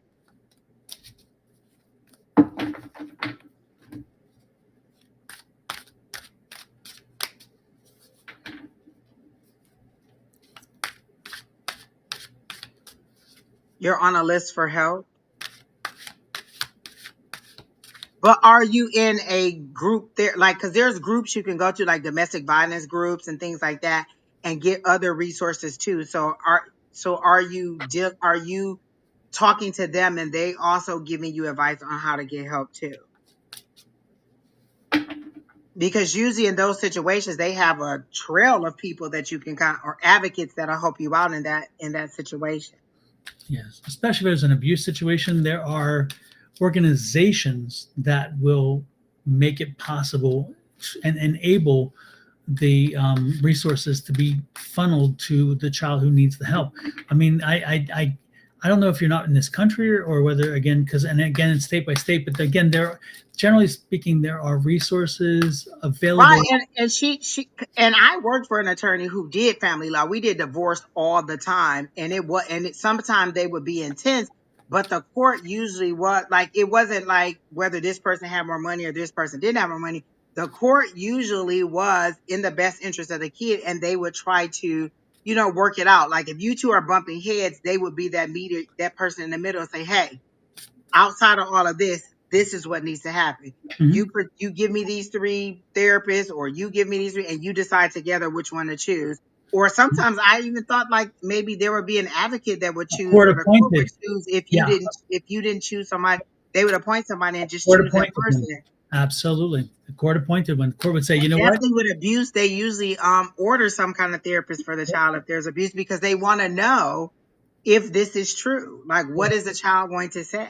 Not only that, but I'm surprised if you're talking abuse that the social services are not involved as well, because social services usually get involved because they have to, because the government requires them. Anytime you hear abuse, like social services has to be involved. Social service usually does monitoring, and it provides therapy work. And so again, there's some things I guess I'm just not following here. And I feel like when you go to court, you're very focused on who he is. Like he's a narcissist. He's this. He's a manipulator. You're very focused on him and proving to the court that he's the bad person, versus proving to the court that you're doing what you're supposed to be doing to help your daughter. Like I feel like that's where your focus is on. He's so destructive. He's so this. He. And they want to see what progress you're making with doing the things that they're saying you're doing. And I don't. And I'm not saying that he's not all that, but you need to change your focus. If my focus is on keeping her, let me do the things that they're telling me to do, and try to move forward at that and stay in a positive light, versus he's this, he's that, you guys aren't listening to me. And so um it's hard to prove sexual abuse. If you're saying it was sexual abuse, then there definitely should have been some kind of court ordered forensic evaluation. I've gone on those cases where they've sent out somebody to do those kind of evaluations.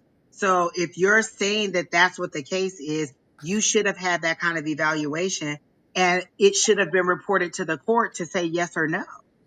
Not only that, but there's also, generally speaking, there is not supervised visitation in that situation. Right. Even if there's a single question, whether until it's proven or disproven, there's usually supervised visitation. There is all kinds of structure put around this. That's why this case. I mean, again, I think we're He missing. said there was. So what did they say? Did they say that it wasn't? And then also, is there a boyfriend issue? Like, are you dating someone and he's mad about the boyfriend? Because I get a boyfriend, I get a outside male, another male who's not necessarily related to this situation. But is there an issue about you dating someone? Is that an issue too?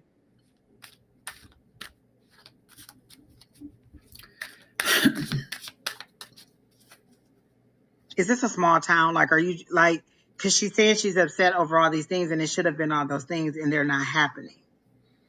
Yeah, but children usually go into a district situation, which is usually a county situation. So usually you're in a county court, which means again you're in a larger court system. Yeah, it's not like a like a JP situation. That this is a district Yeah. court because of children, so it should still be a larger. I mean, there's something there's a lot there's things that there's more to this. I think I'll put it that way.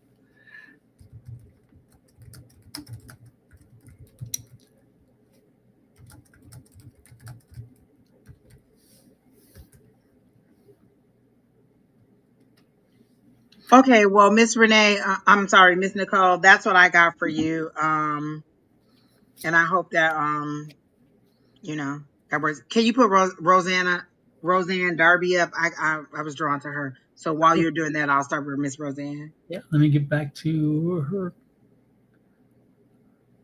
At least Nicole was talkative. That was good. Exactly, I do like that, Nicole. She should be like after just, but I don't know. I think yours goes up and mine goes Yeah. down. She's at like 2048 on mine. It says you are so talented, but I think she wanted a general. Or Miss Roseanne Darby. Can you put another question in there so we can see it?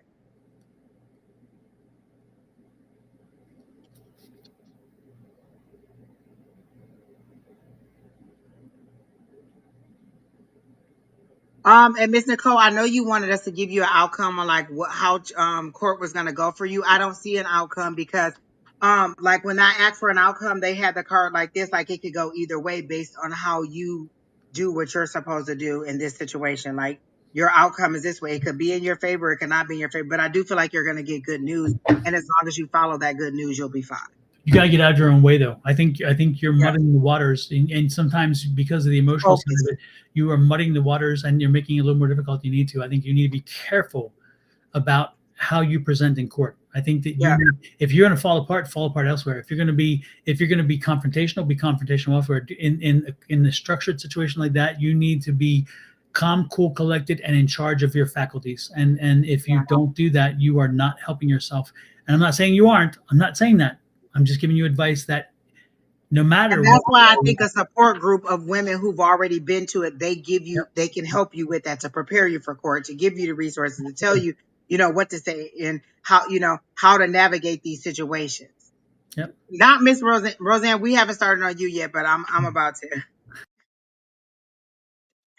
All right, so Don had to step away for a minute, but Miss Roseanne, I'm ready for you right now, and you're asking for a past, present, or a past, present, future. So let me see what I got for you, or what images I'm getting for you, Miss Roseanne. Let me clear out my energy and see what I'm getting for you. Um, who's the baker? Was your mom a baker? Somebody's baking bread or baking a dessert. Who's the baker? Who's the person that's showing me that they bake?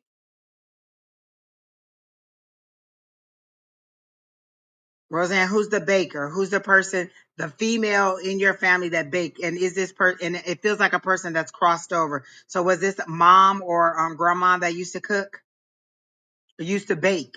It looks like bread or something.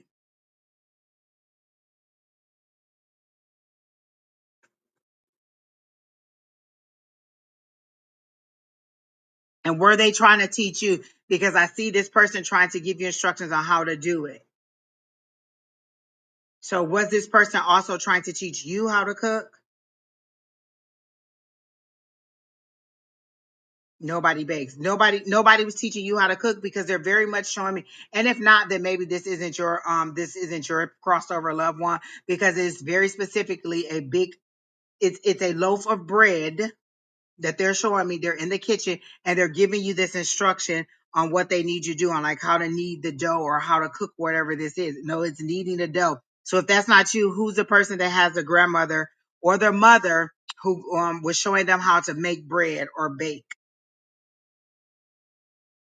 It's not, it's about this person teaching you. This is a passed over loved one that is teaching you or showing me that they were trying to teach you how to bake or cook. And it's specifically a loaf of bread that they keep showing me over and over again.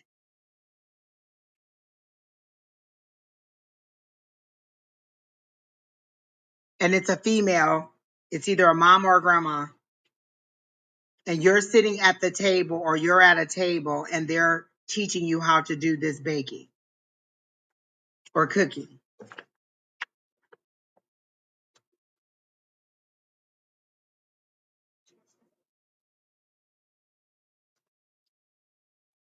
All right, nobody's claiming this person. So, Miss Roseanne, I'm going to go back to you and just do a past, present, future. I'm not going to try to tap into your loved ones because you're saying that's not your loved one. And this person is very specific about what they're showing me about this baking. So maybe someone will come in later and hear it and let me know. But as far as you, Miss Roseanne, let me see what else I got for you.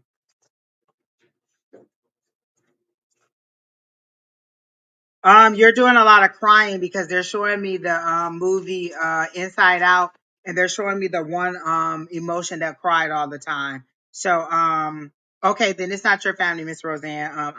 I shut down whatever the spirit was that was coming into me, I shut it down because it does not seem to be anybody in the list who's claiming this person who's showing them how to bake.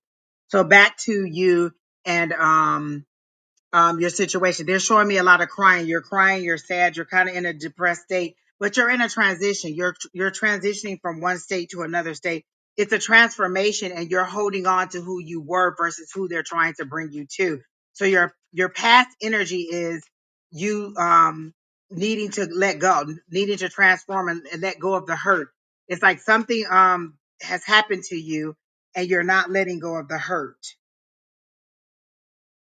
and then you're trying to get your present energy is a king of pentacles, which is abundance, growth, trying to get your money right, trying to make enough money to take care of a family or to take care of your household. So your present energy is the king of pentacles, which is ambitious, which is self-control, steady, trying to move forward. So they want you to transition from that crying depressed state to a more positive focus on your resources, focus on making money, focus on career, focus on how you are going to take care of your household. And let me get a future energy for you. The future energy is, I got the Four of Cups, and the Four of Cups is usually you not seeing something that's right in front of you. There's an opportunity or something that's being offered to you, and you're not seeing it. You're like looking past it. It's like, okay, this is what they're trying to show you, and you're looking right past it because it doesn't look like what you want it to be. So is there a job offer that came to you and you decided not to take it, Miss Roseanne? Because I get the nurturing again. So I got the King of Pentacles, but I also got the Queen of Wands, and that's usually a single mom or somebody who's working, taking care of a family. You have multiple hands and multiple pots. You're doing a lot of stuff, but you're nurturing. That's one of the things that I get from you. So is any of this resonating with you, Miss Roseanne?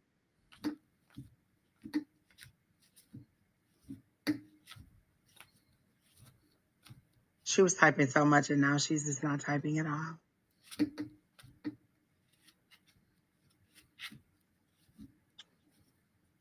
Well, that's what I got for you as far as opportunities. There's an opportunity that's being presented to you that you're not seeing. It seems to be doing with career and finance because you're looking for opportunities for growth of abundance and for your money, but you're missing it. You're missing what the opportunity is. And then I got the Queen of Wands, which is you, which is the single mom, the nurturing, the doing, having on many hats. You do cleaning. Okay. All that stuff I said, and that was the one thing you said? Okay. That's all I got for you, Miss Roseanne. Roseanne, do you have two sons or two brothers? I'm seeing two strong males around you and not father figure. So are they sons or are they brothers?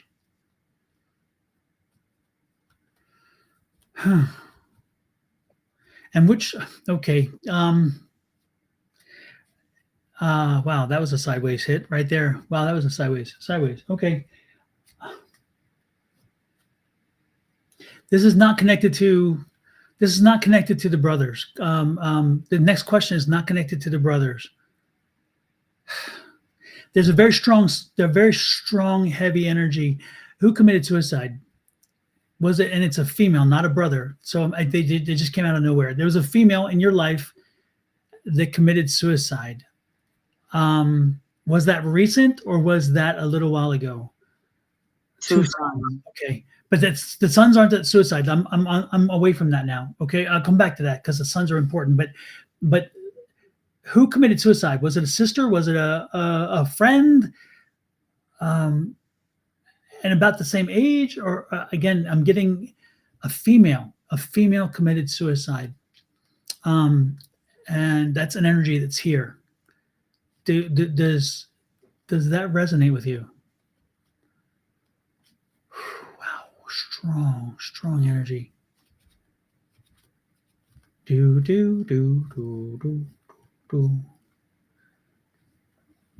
Please let me know if that resonates with you or not, so I can move on, because this is a really strong energy, a very powerful.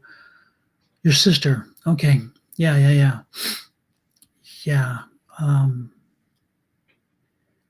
Who's Mel? Is Mel one of your sons? Mel. No, her name is Mel. No, Mel. Who's Mel? My sister 3 years ago. Is Mel? What was Mel? Melissa. Melissa? Maybe the Mel is Melissa or Melanie. It's got the MEL. It's not a Mary. It's not a. It's a MEL. It's MEL. Melanie. I don't know. It's something like that. Yeah. What was that? Are we close? Did it start with an M? What's her name? Because I'm getting that. I think Facebook must be a little bit behind because she just keeps typing my sister. We understand that it's your sister. What's her name? Is it male? What does the male have to do with the MEL?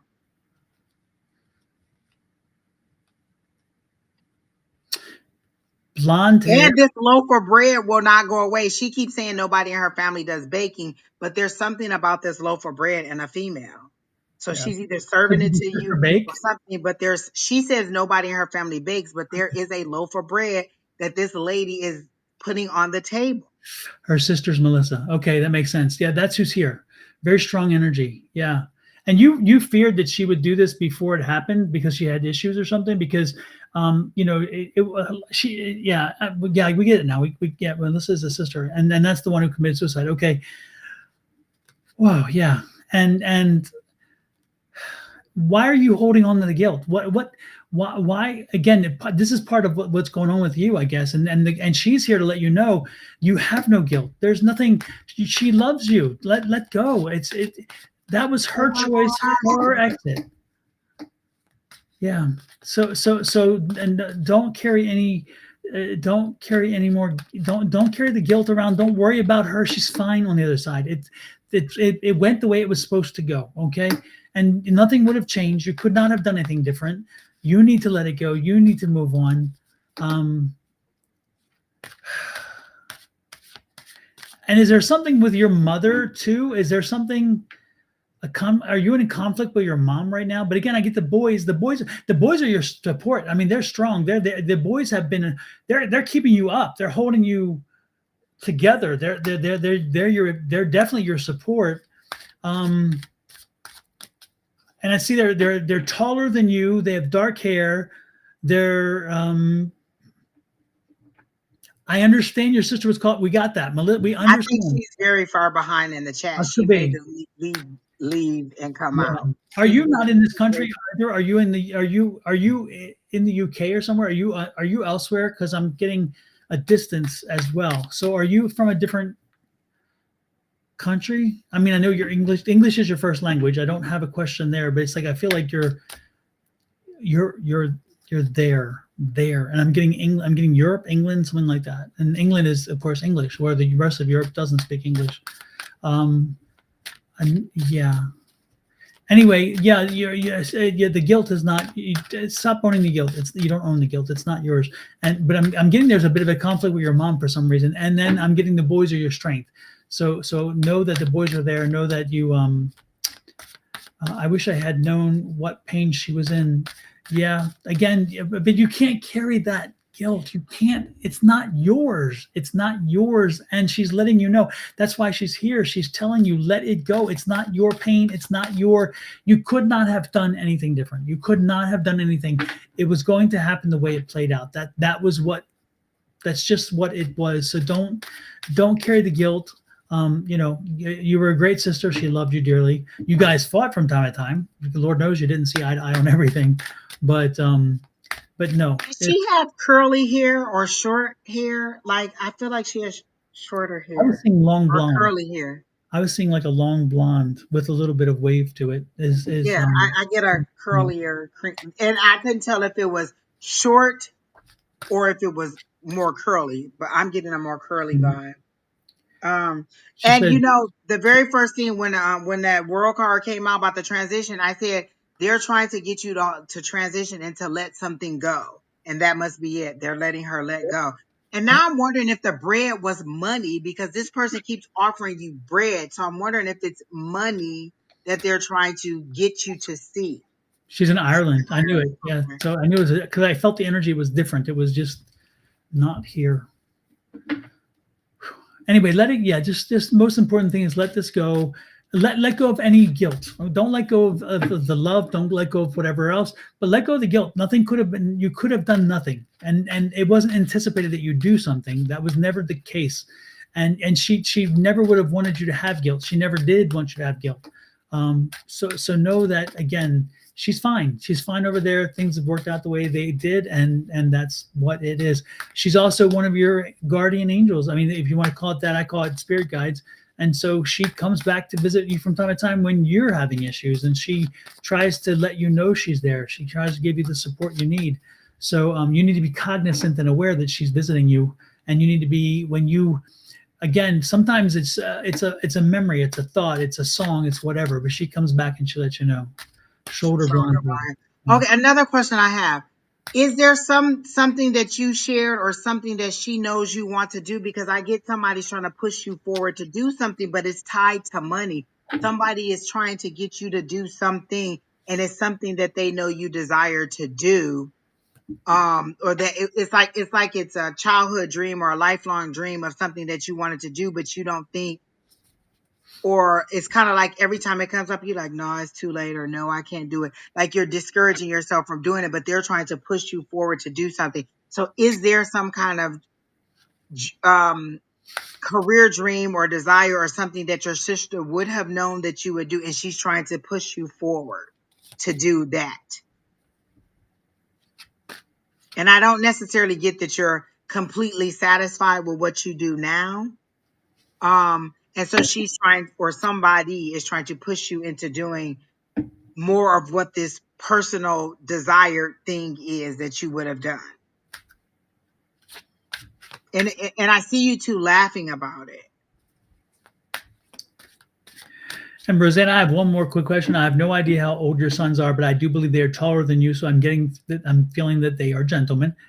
And is one of them expecting? Because I'm I'm getting some seriously nauseous energy, and it is generally speaking. I don't get feelings. I don't. I'm not an empath, but I'm picking up like nausea, as in morning sickness kind of nausea thing. That's the message was given to me, and um, is one of them is one of them expecting a child? Move away. Is that what she's trying to force you to push you to do, to move away? Um, then again, I heard what's holding you back. Is that what you're refusing to do? Is that the thing you're refusing to do? Or did the sister lose a child? The one who committed suicide, did she lose a child? Oh, I don't Could it know. be attached to her? I'm not certain because I'm trying to get a connection between that nausea feeling and that. Wow. did she have like a miscarriage or something, or terminated a pregnancy, or again, or is it one of your boys has a baby on the way? It's gonna be a minute before we find out because she's way far behind. Yes. And look, I'm so invested now. I'm like, come on, tell me. This episode 3. Tell me what's next. Yeah. Yeah. Crazy. Jeez. Type Well, faster and type more. We these 2 words is taking us down. We need you to type faster and type more. at least we're beyond Melissa. At least we're on my sister and Melissa. God, I hope not. I guess that she's about the son's being pregnant. Okay. Um, Yeah. how old are the boys? Can you confirm that?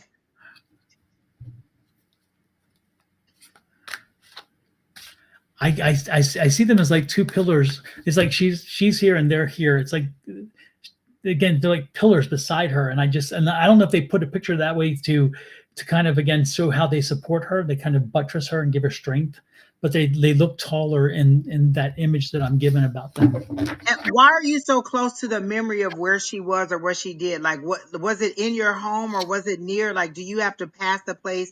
Or there's something about you reliving the memory of where she did it over and over again. She left behind 6 kids.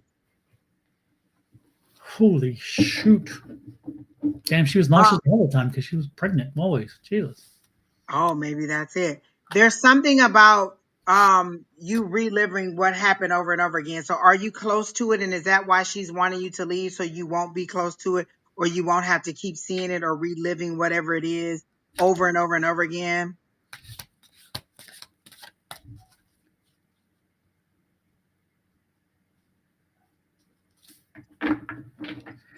Somebody said, imagine one of them coming around and telling her she is going to be a grandma. Wait, so who got all the 6 kids?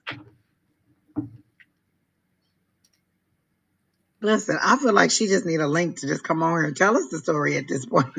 I need to know. This like telenovela, 23 and 26. Yeah.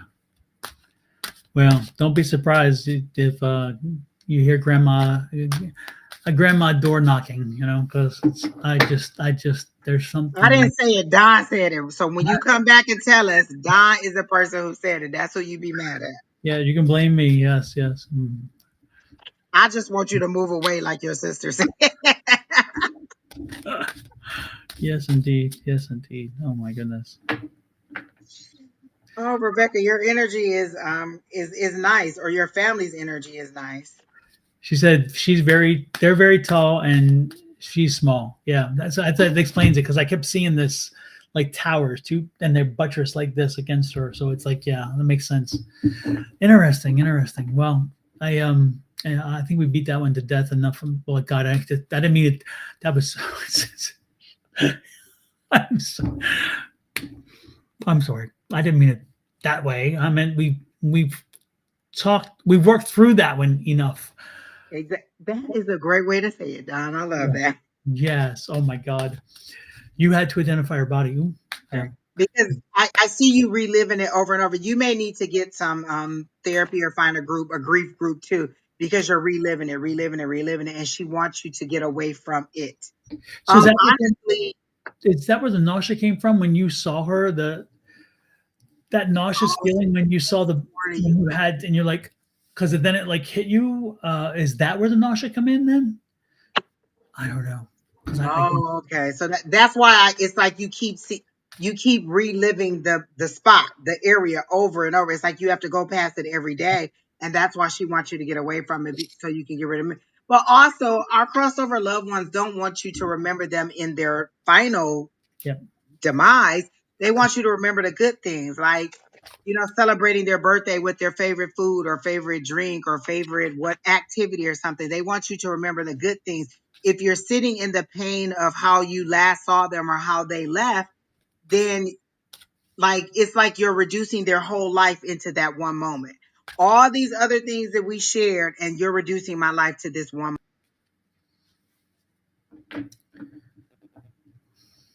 moment. I want you to move through my life, give my life the grace that it had. Yeah.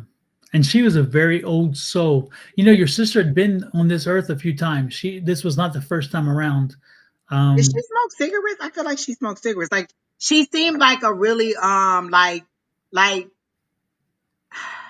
not a troublemaker, but if there was two of you, she was the sassy one.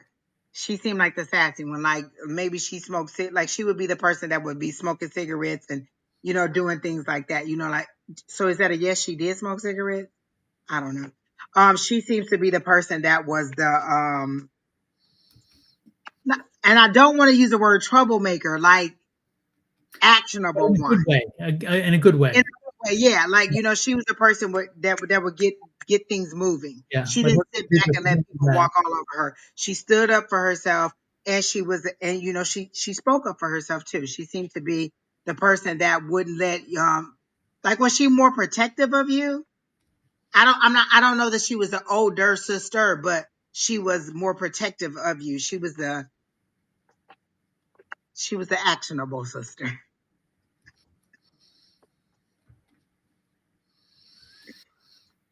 Oh my gosh. But I hear her say no regrets. Yeah. And that goes back again. You can't own any of that. That's on her. Yeah. That's on her. No regrets. She doesn't want you to have any, and she doesn't have any. Like it was her choice to make, and nothing you could have done could have prevented it if that was what she was planning on doing. Like you're feeling like, oh, maybe I could have talked her out of it, or maybe I could have been. You couldn't be like you can't take responsibility for a choice that somebody else made. Yep. And she wants you to remember her in the joy of her life, not the demise of her life. Yep. She loved rollies. Okay, so she did smoke cigarettes. But she's so fun, Don. Like she's like, like maybe she would be, like smoking a cigarette and dancing and just talking and just having a conversation and maybe getting ready to go out or getting ready to go do something. She was just a fun spirit to be around, a fun loving spirit to be around. Yeah. Well, Roseanne, thank you She for wasn't sharing. a wallflower for No, sure. she wasn't. Definitely not. Yeah. Yeah. Yeah. Yeah. Thank you for sharing that energy with us. I appreciate it. And again, let us know if you find out um, something news related around family addition. Please come back and let us know if you're gonna have another little addition. Hmm. But remember, Don said it, not me. Hmm. Right. Who shall we do one Yeah. or two more? All right, that'll be fine. So who else is in the chat and wants a reading? Because we have all Miss Roseanne in there. So who else is in the chat and wants a reading? We're only doing like one or two more.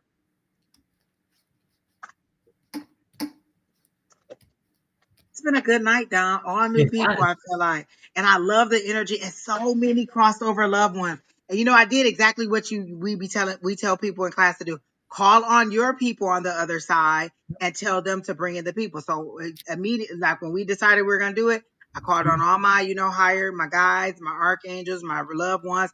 I said, bring in the people who really need to get a message, but also if their loved ones are on the other side, I ask my loved ones to find their loved ones so that we can communicate it effectively and they can get Mhm. the message that they want. And I feel like that is a very sensible thing to do. And I do it all the time since you've been saying it. And people, by the way, don't forget that like, share, subscribe, and follow buttons. Please subscribe is important, and the like and shares are wonderful as well. And if you're on Facebook, follow, follow, follow. Cheeky and Sam Brooks are in there. So I'll take either one there. We have somebody from Australia and then we have Cheeky.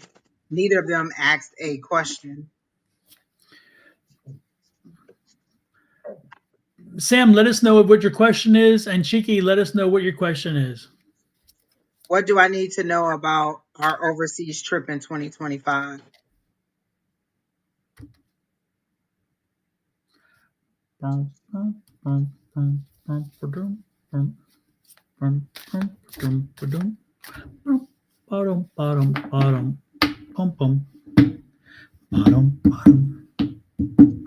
Let me see. Oh, you're in Australia too? Oh, both of them are in Australia. Isn't that neat? Cheeky and Sam Brooks. All right. So either way, we were going to get Australia done. Mm-hmm. Um. Down under. So it wants to know about their trip overseas. As in, you're coming over here, or where are you going? Which side? Which? Let me see. When you're in Australia, everywhere is overseas because it's an island. So it's like anywhere they travel. Lord have mercy. Um, I'm getting like a be careful, like be aware of your surroundings. Like don't be so awestruck. So I'm getting one, be mindful of like your belongings and where you are. Not saying that it's going to be unsafe, but what I keep hearing is like when we were in London and Amsterdam this year, I kept hearing on every at the train station, at the airport, be mindful of pickpockets. Be mindful of your belongings and make sure you know you're aware of where your things are. So they want me to be mindful of your surroundings and your money. You're worried about the money, like how much money should you take? Will you have enough money? There's something about the money that I'm seeing for you also. um uh we got a troll, I think, but let me think.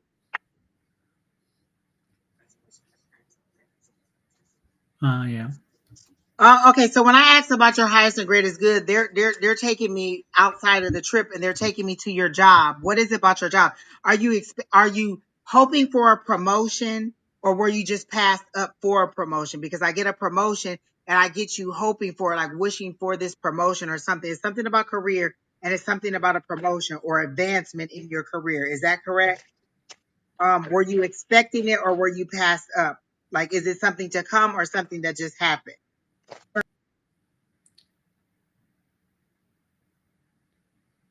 Something about a promotion or an advancement in your career. And I feel like you've been at this place for yes, hoping for an offer. Have you been at this place for a while? Because I got this six card, this balance, this give and take, and I feel like you've given a lot. And I feel like it's in years and time, because they're showing me the calendar, and the calendar is just doing this. It's just kind of like going by. And so for me, that's time passing quickly. So have you been at this place for a long time? Or what is it about the calendars? Like, you've given a lot to them and you're ready to receive something. So I do feel like there's going to be an offer, if that's what you're waiting on. And then I do feel like it's tied to money. Like, so there is an increase. You're expecting this. You're ready for it, but you're wondering, because have you been up for it, for trying to be up for it? Have you gone up for it a couple of times and not gotten it, or for other positions and not gotten them? Because I'm getting this defeat attitude, or this feeling of, I don't know, I may not get it again. Because it seems to be something that is repeating. But this time I feel like it's going to be better. No, I have worked there 4 years and now applied again and now on the wait list. Oh, okay. So I got, wait, 4 years ago. So, okay, I got okay. And then applied again and you're on the wait list. So that's what the defeat is. You're feeling, okay, that's what the loss is. You no longer there and you're hoping to get back in there, because I got the longevity. So that's, you were there 4 years ago. That's what the longevity, not you being there, but that's what it is to show me. That's what the calendar is showing me. Oh, how much time has elapsed since you were there and you're hoping to get back in. I got the Nine of Cups, which is wish fulfillment. So I think you're going to get in there. Is there three of you? Is there like two people ahead of you? Because I get three. Like, there's three different options. Boom, boom, boom, and you're going to get it. But it seems to be by default. I don't know if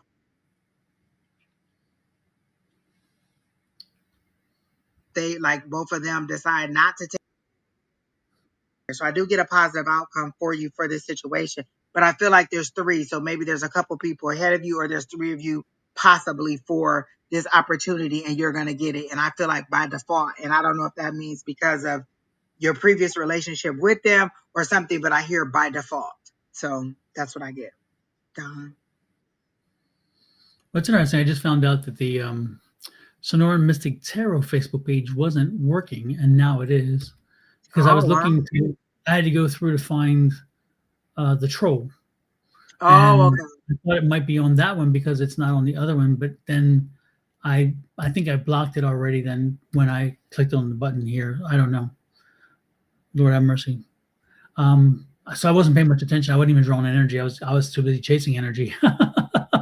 Who are we reading for? Sam Brooks. And he's saying, will I be overseas and miss out on the opportunity? How long are you going to be overseas? I got to know on that. I don't feel like you're going to miss out on the opportunity. No, Sam, the only thing that I'm picking up is not so much the trip, but it's who you're traveling with. Um, I, I feel there's going to be some tension or something before you leave that just it's going to complicate things a little bit. But I don't sense anything bad coming from your trip, but I do sense that again there's going to be a little bit of I don't know if the person you're traveling with is known for drama or I don't really know. I just think that there's something there that you may want to be cognizant about and make sure you're aware of that it could get a little uncomfortable before you leave. So just be flexible. Be flexible. That's about what I can say. Be flexible. Maybe that's why they were specifically asking, because should I take this trip or should I not? Is this person going to get thrown overboard or not? Mm-hmm. Okay. No, I was first on a TGE wait list. I don't know what TGE is. Is that a class? Is that school? Is that like a school thing? I think that was supposed to be the wait. Yes, he is negative. I'm going with my hubby. Okay, that's not very encouraging, but Do you take it or not? This is the place that you want to go in. I showed you wish fulfillment. So wish fulfillment for me means that this is an opportunity that you want. So if it's what you want, then yes, take it. If it's not what you want, then don't take it. Don't base your decision based on what we see, because there's factors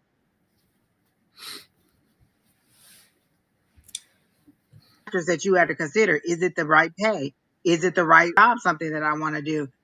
Are the hours what I want to do? Is it in the office? Is it at home?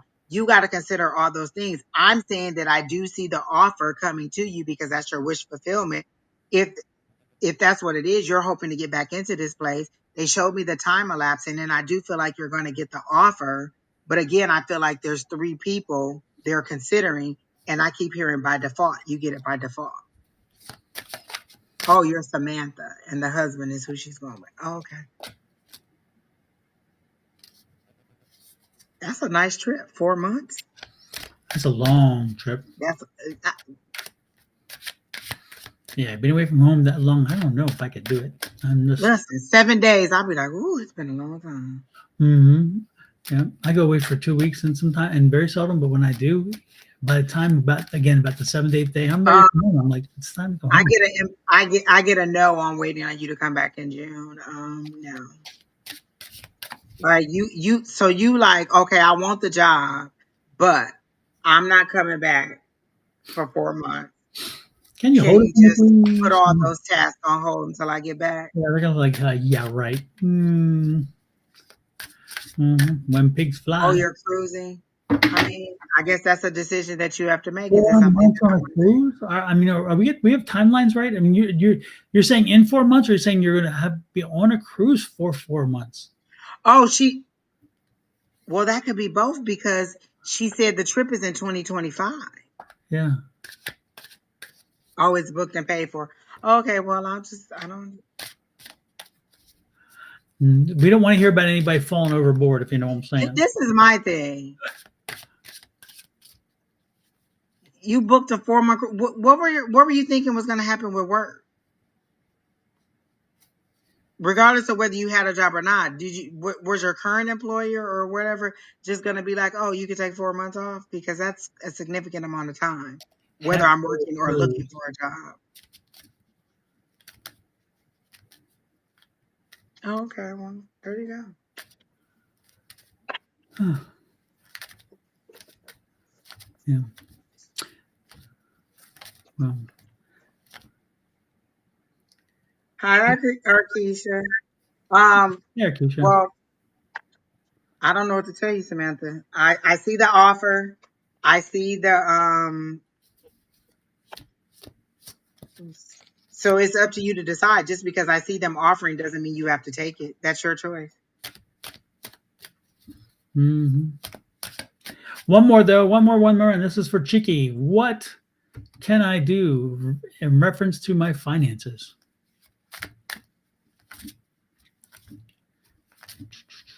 What can you do in reference to your finances? So, Chicky, are you in a relationship with somebody who likes to spend money that they don't have? Because I was getting that feeling of a somebody who doesn't control, who's difficult to control their spending, and you've had this conversation with them before. This isn't a surprise for you, at least what I'm picking up. Are you in a relationship? And again, does this resonate with you, Chicky? Chicky, chicky, chicky.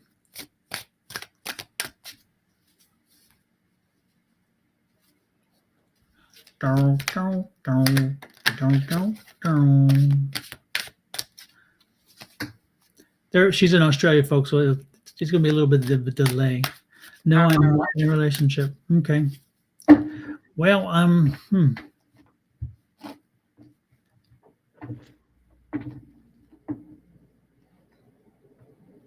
yeah, and forget the job and enjoy the cruise. Absolutely, just do it. Just do it, and just do it. You know, I mean, you'll find something when you get back. But I mean, if you have an opportunity, take the opportunity. Cheeky, back to you though.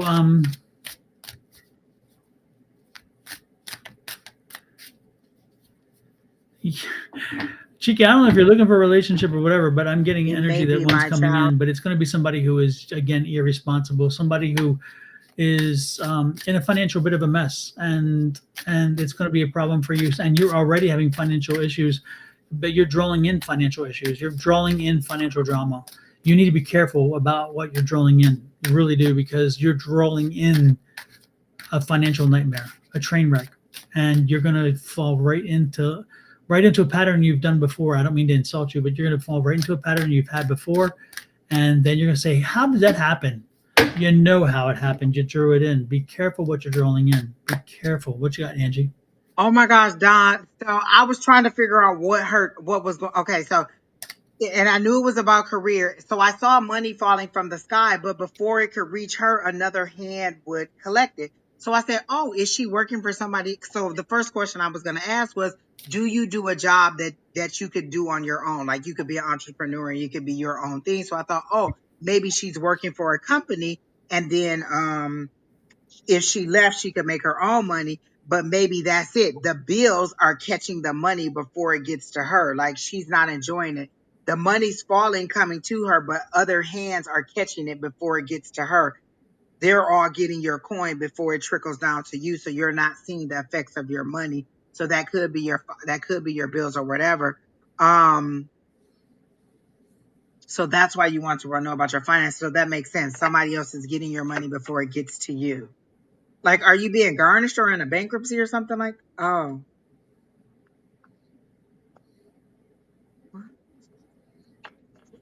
no. This seems like your money that's being taken. Like before it gets to you, it's being taken. So you're not getting to see the fruits of your labor. Let me see.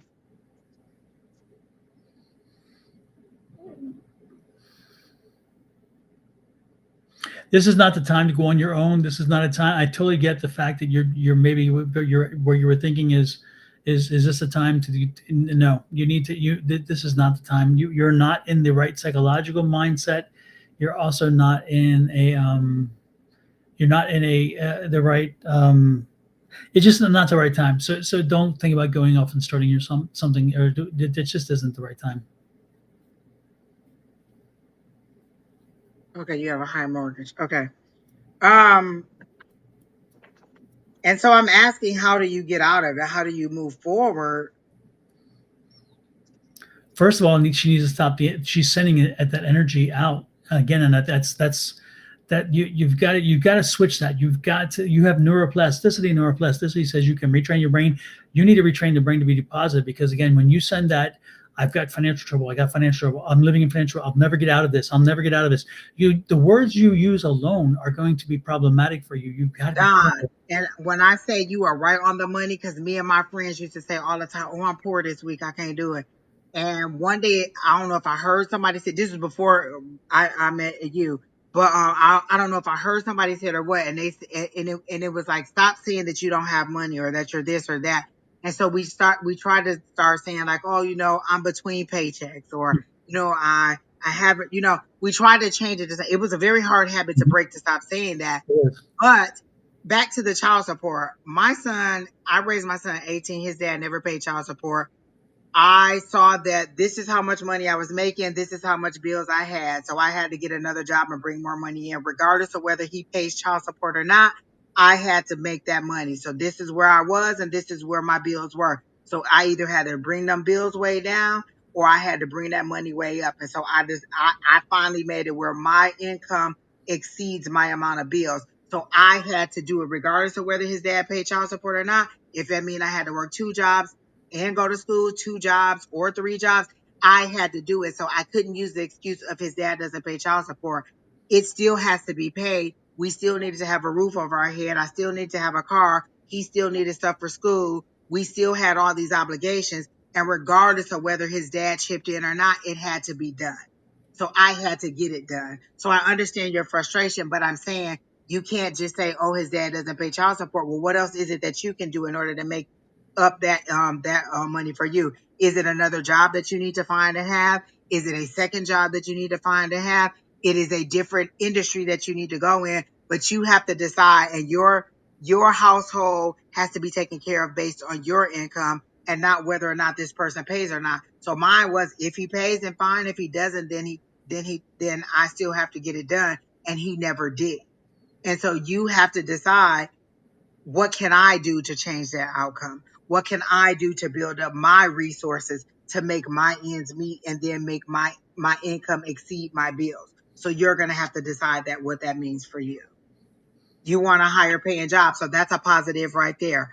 I'm seeking, and then you have to decide how much more money you want, because a higher paying job, if you make $22 an hour, 22.50 is more than what you were making. You need to decide, I need to make 25. I need to make $30 an hour. You need to decide what that amount is. And that's what you need to put out there. I'm seeking a job that pays me $20,000 more per year. I need a job that pays me $25 an hour. Like, I'm seeking those things. That's what you're putting out there. And so then that's what you're focused on, versus I don't have enough money, or he's not paying child support, because you're focusing on the things that you don't have versus the things that you're moving toward. So you're basically living your life looking in the rear view instead of looking behind you versus where you want to go.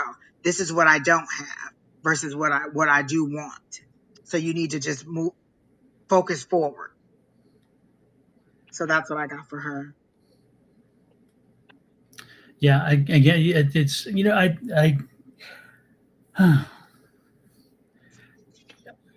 the most important thing, Cheeky, is look when you have this conversation, when you have this thought process, if you think, if you give in to the negative pessimistic side, because it's easy to do. Oh, my husband didn't do this, my ex didn't do this, the fathers of the child didn't do this. Oh, if they only had done that, and I wish, and whatever. Stop it. Stop it as soon as it comes, as soon as it is in the head. Say, you know what, I am my child's sponsor. I am my child's supporter. I am my child's everything. And from that point of view, when you expect nothing, and even should you get little, it will be appreciated. If you set the expectation that I deserve everything, that I am what, then you have gone down the wrong road, because guess what? You're setting yourself up for failure. You set yourself up for failure, because again, it's not going to come out that way. And I will tell you what, when your child grows older, your child will have one of two options. They're going to see you as the, oh, woe is me, and I am not able to do anything because of whatever. Or is it going to be, damn, my mom put her shoulder to the ground, son, and got to work, did what she needed to do. And I will tell you what, If you look to my right, you will see the young lady here whose son didn't have to hear the lesson. He learned the lesson by watching his mom work hard, and he went out and became a hard worker himself and got his butt through high school and second year of college at the same time, didn't make an issue of it, and was working a job doing 30 hours a week at the same time. And again, didn't complain about it, just did it with amazing grades and got a scholarship and a ride to college. I mean, because of himself, but also because he saw his mom and she set the standard. She didn't cry and whine and complain and say, "Oh, he didn't pay me. Oh, he didn't." She just said, I gotta take care. I have got to provide. I have, and that was it. Got to provide. Got to do. Plain and simple. Nothing more. Nothing less. And so, be careful with the unintended consequences that come from the fact if you surrender to the negative side, if you surrender to the lesser demons that give in to you and allow you to go into that deep dark place and then whine and cry about it, and your child hears it over and over again, your child is going to learn that this is learned behavior and they're going to mirror it. Don't do it.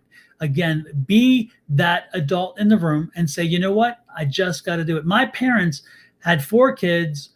They were living in the city. They both at one point had to work 2 jobs. Both of them had to work 2 jobs to be able to afford the feed the mouths and to make sure we had the things we needed to do it. And I never heard them complain. I never heard them whine. They got up, they did it. And when they came home, they my mom would make dinner or whatever else, and my brothers and sisters and I, we had to pull the load from time to time because that's what we did. We learned it. We just stepped in and did it. And when we became adults and parents, we did the same thing. We kicked in and we did the work necessary, not because we wanted to make something, improve it, but because that's just what we were mirrored. And so we learned to be the workers that we became, and the success goes directly to them. Cheeky, how is this person controlling you? You're an adult and you don't live in the same household. So how is he controlling you? Is it through the child support? Is that what you're trying to say? He's controlling you through the child support? Because if somebody's controlling you, you've given them that power. I mean, it seems to be in this situation, you've given that power to for them to dominate you in that way. So how is this person controlling you? And we're not saying that none of the things that you're saying about him isn't true. We're saying even if they are true, the bill still got to be paid. The food still has to be bought, the children still need to be cared for. So regardless of if everything you said about this person is true, those things still are true too. You still have to do all of those things. So are you going to be like, oh, and you're saying you're not complaining about it, but the first thing you were talking about was the child support, not paying the child support. Okay, then what are you going to do in order for your household to thrive, regardless of whether he pays it or not? And I totally understand, but as a person who has probably worked 2 jobs majority of my life, or at least throughout my 20s and 30s, um, I don't have that. I don't have that understanding. You got to make it happen. You need to stop worrying about what he's saying, what he's doing, and you need to just focus on you providing. And again, you do you, and you do you well, and your child will see that, and your child will see through everything else. It's reality. That's like, it's like my spouse makes considerably more money than his ex, and yet the ex, money was tight and things like that, and child support was paid and all those things.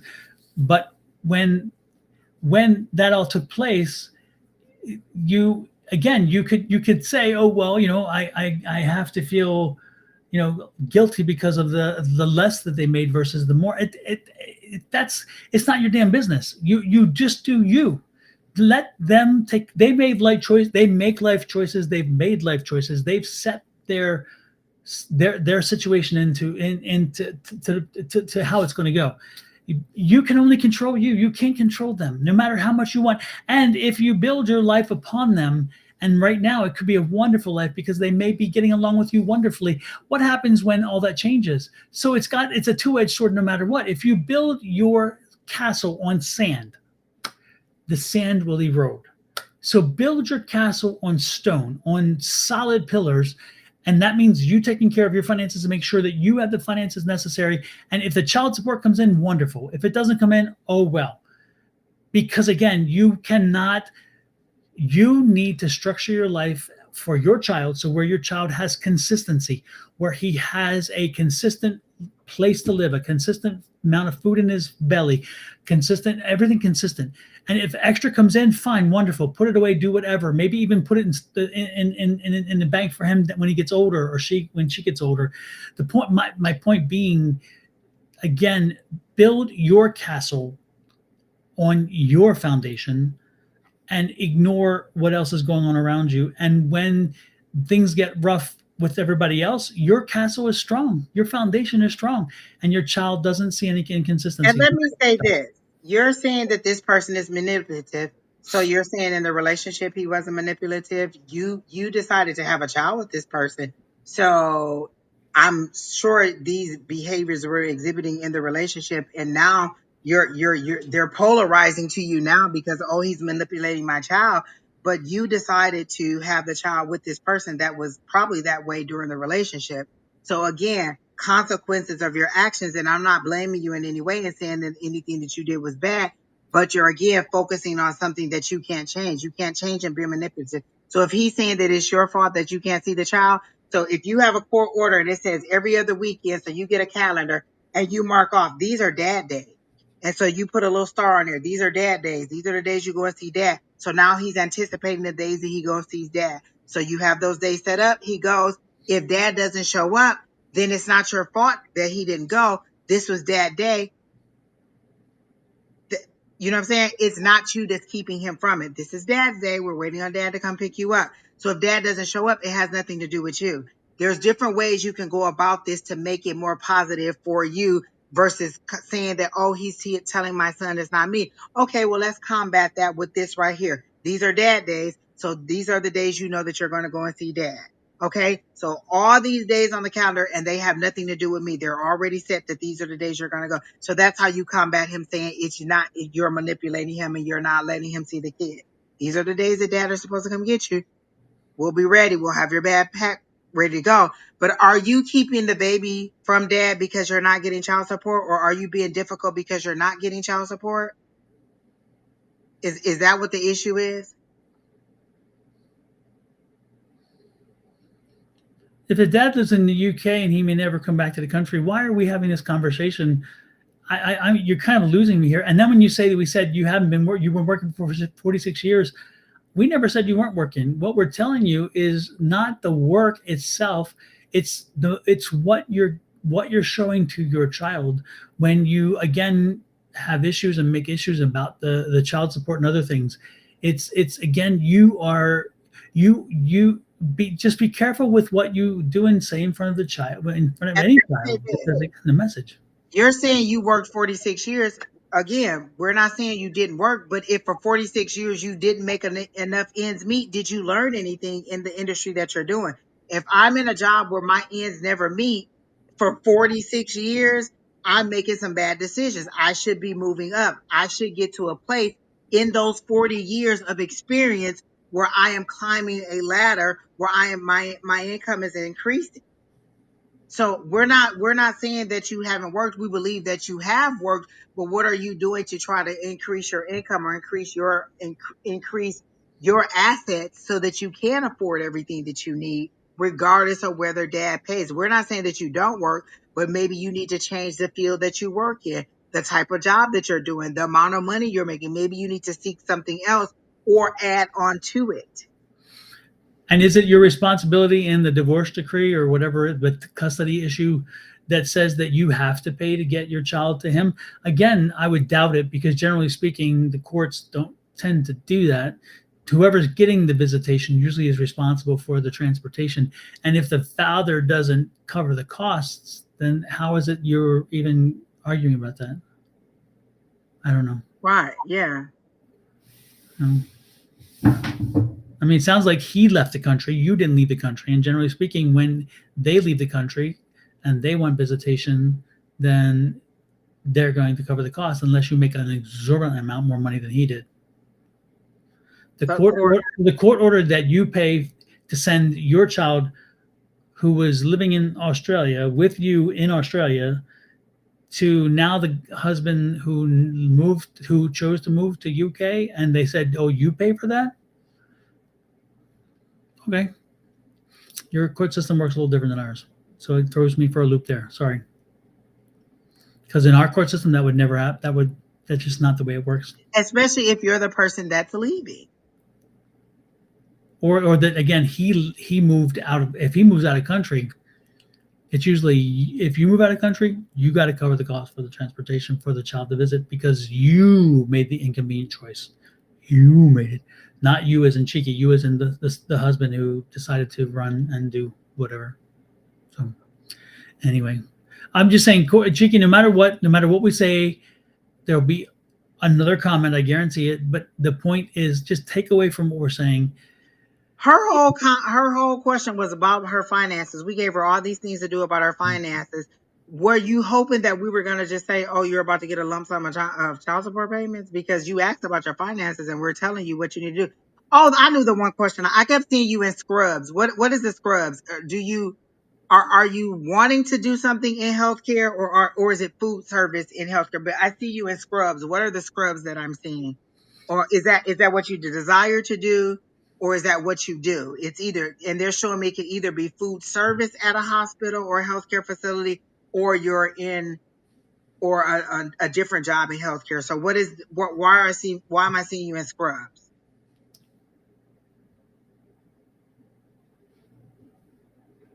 or somebody in scrubs? They're not showing me their head. They're just showing me their body, and they're in scrubs.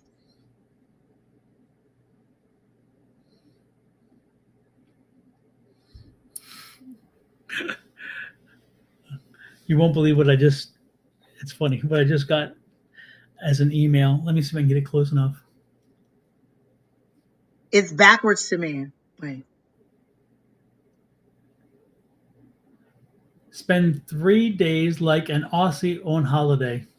Oh my God. Oh,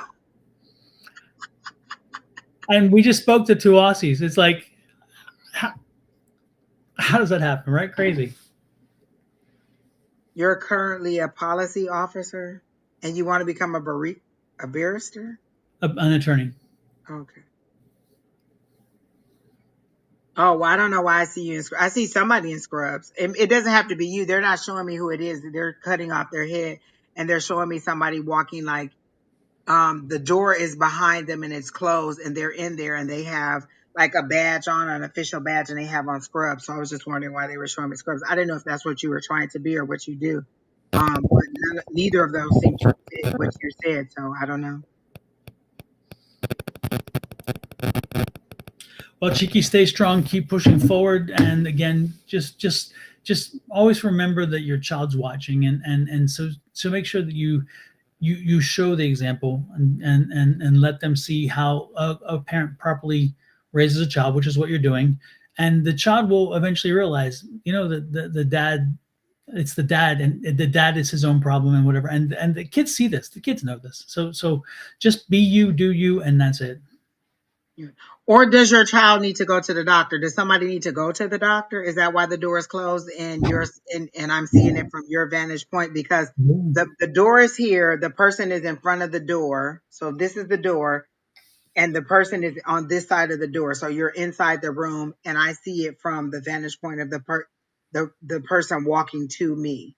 So I was thinking that you were wanting to be there. So do you have issues? Do you or your child need to go to the doctor?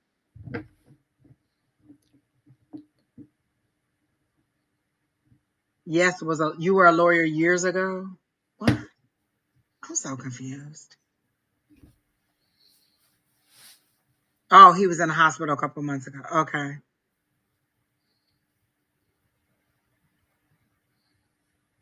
Oh, okay. Because I see you in the hospital room. Okay, in the doctor's. So there must be a doctor's appointment coming up soon. Stomach problems.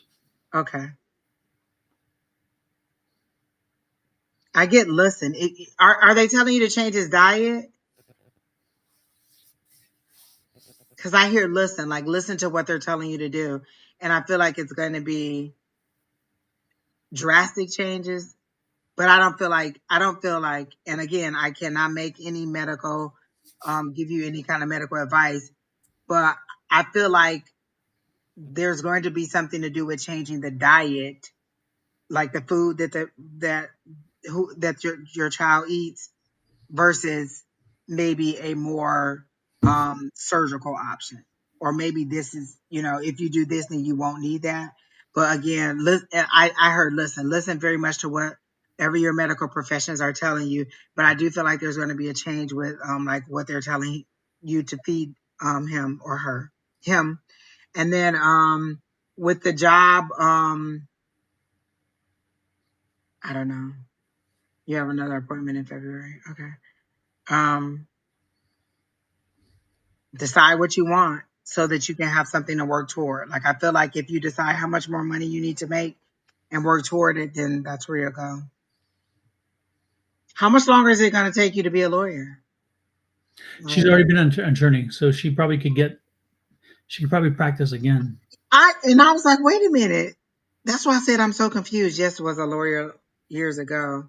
Okay.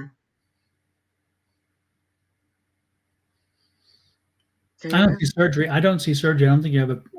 I'm not picking up a surgeon. I'm not Yeah. going with a knife. I don't And see the. that's why I feel like it's kind of like change these things and then you won't have to do that.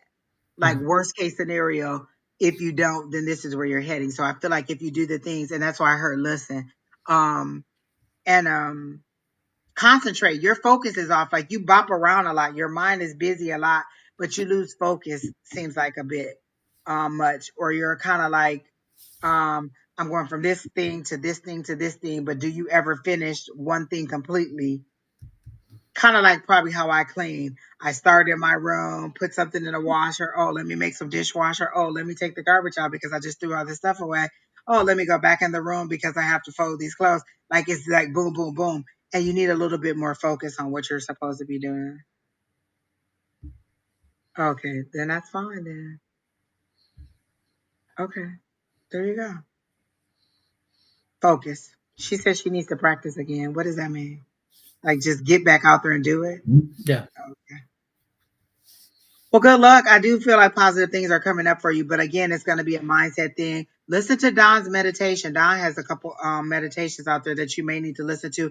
It'll help you settle in. It'll help you go to sleep, and it'll give you something positive to go to sleep on. Versus, like a lot of times, if I go to bed thinking about my bills, then my dreams are a little bit more full of turmoil and chaos.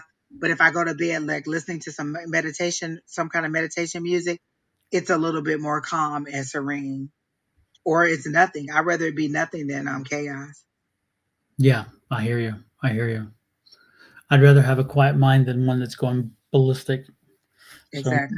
this is one of those. It's on YouTube. You're welcome to go to it. I have three different meditations out there right now. One is to meet your spirit guides and communicate with them. One is to meet your gatekeeper, and one is to meet your loved ones who've crossed over. So Oh you have. wow, that is three good ones. I saw the when it was talking about the loved ones who crossed over. I saw when Mhm, that one released, but mhm, I didn't get. Maybe I didn't see the gatekeeper one. Now that's one I probably wanted to. mhm. And then there's four more. I had the script already written for, but I just had to sit down and do them. Oh wow, They're that's coming out, good. And so one is going to be calling in success. I Oh, think that's important. Yeah, and it goes back to again language like we are talking about with this young lady here. It's sometimes again you have to tell yourself. You have to tell oh, yourself. Don, I just heard something about maybe you should do one on releasing grief, like Mhm, giving your grief to another. Like I've seen where they do exercises where they take you back to like this small child and you mhm. give her this thing to take away, and Yeah. you don't have to do it anyway. So it's something about Well, and um. that's and one of the meditations I wrote it, and there's three bins, and there's you in the three bins, and in the one bin you put the things that you want, and the other things you want to release, and then you take and you dump the ones you want to release. You dump them out like trash. Oh, I like. Oh, I can't Yeah. wait for that one. I like that one. I like Yeah. that one. There's a few people I want to put in those bins. What? Well, with that said, we are done. Thank you, everybody, for popping in. We are out of here for the evening. I'll be back tomorrow morning with Miss Shauna somewhere around 7. No, no, not 7. I'm Yeah, talking story. ish. 7-ish. Yeah, close to 8. If Um, you're subscribed, you don't have to worry. You'll get the alert immediately. Boop boop. Don't even and worry then about it. Angie, you coming back on Sunday? Sunday with Sherry Berry. Yes, I will. Hmm. And so if you've subscribed on Angie's channel or followed her on Facebook, you'll get a notice when she goes live because that's going to be happening then. And Sunday at 3 p.m. West ish. Coast time ish. West Coast time, Mountain Standard Time. Yeah. Yeah. Yeah, we haven't changed time to when are we changing? It's got to be soon, I would think. It's the first week of November. Oh, Remember, geez, they it's pushed in it to November. like the first week of November, I think. Yeah. Yeah, see, folks, here in Arizona, we don't change, so we have to keep track for everybody else because when y'all change, 2 hours now. It's 3 hours now. It's 2 hours. Yeah. exactly. So anyway, with that said, we're out of here. Thank you, Miss Angie. Have a great weekend. It was good. It was good. I haven't been here in a while, so this was good. Yeah, and remember, folks, it's you guys who bring that energy to us. When you walk in here and you bring this information to us and the energy and the spirits. Tonight, the spirits were active. It was crazy. I love the spirits. Because I feel like our readings went long, but they were good because there was so much information coming Yep. in. A lot Yep. of passed over people. Lots of deceased Exactly. loved ones. And I got a little play. I got a little gift too from my aunt. That was wonderful. That was a surprise. I did not Oh, that was. something that was nice. So I let me see. love If it. I get the. Let's see if I have some walking out music here. I'll just put the same as we have for the intro. How's that? That sounds good to There we me. go. See y'all later again. Love, light, and blessings from Angie and myself. See you next week. Bye bye.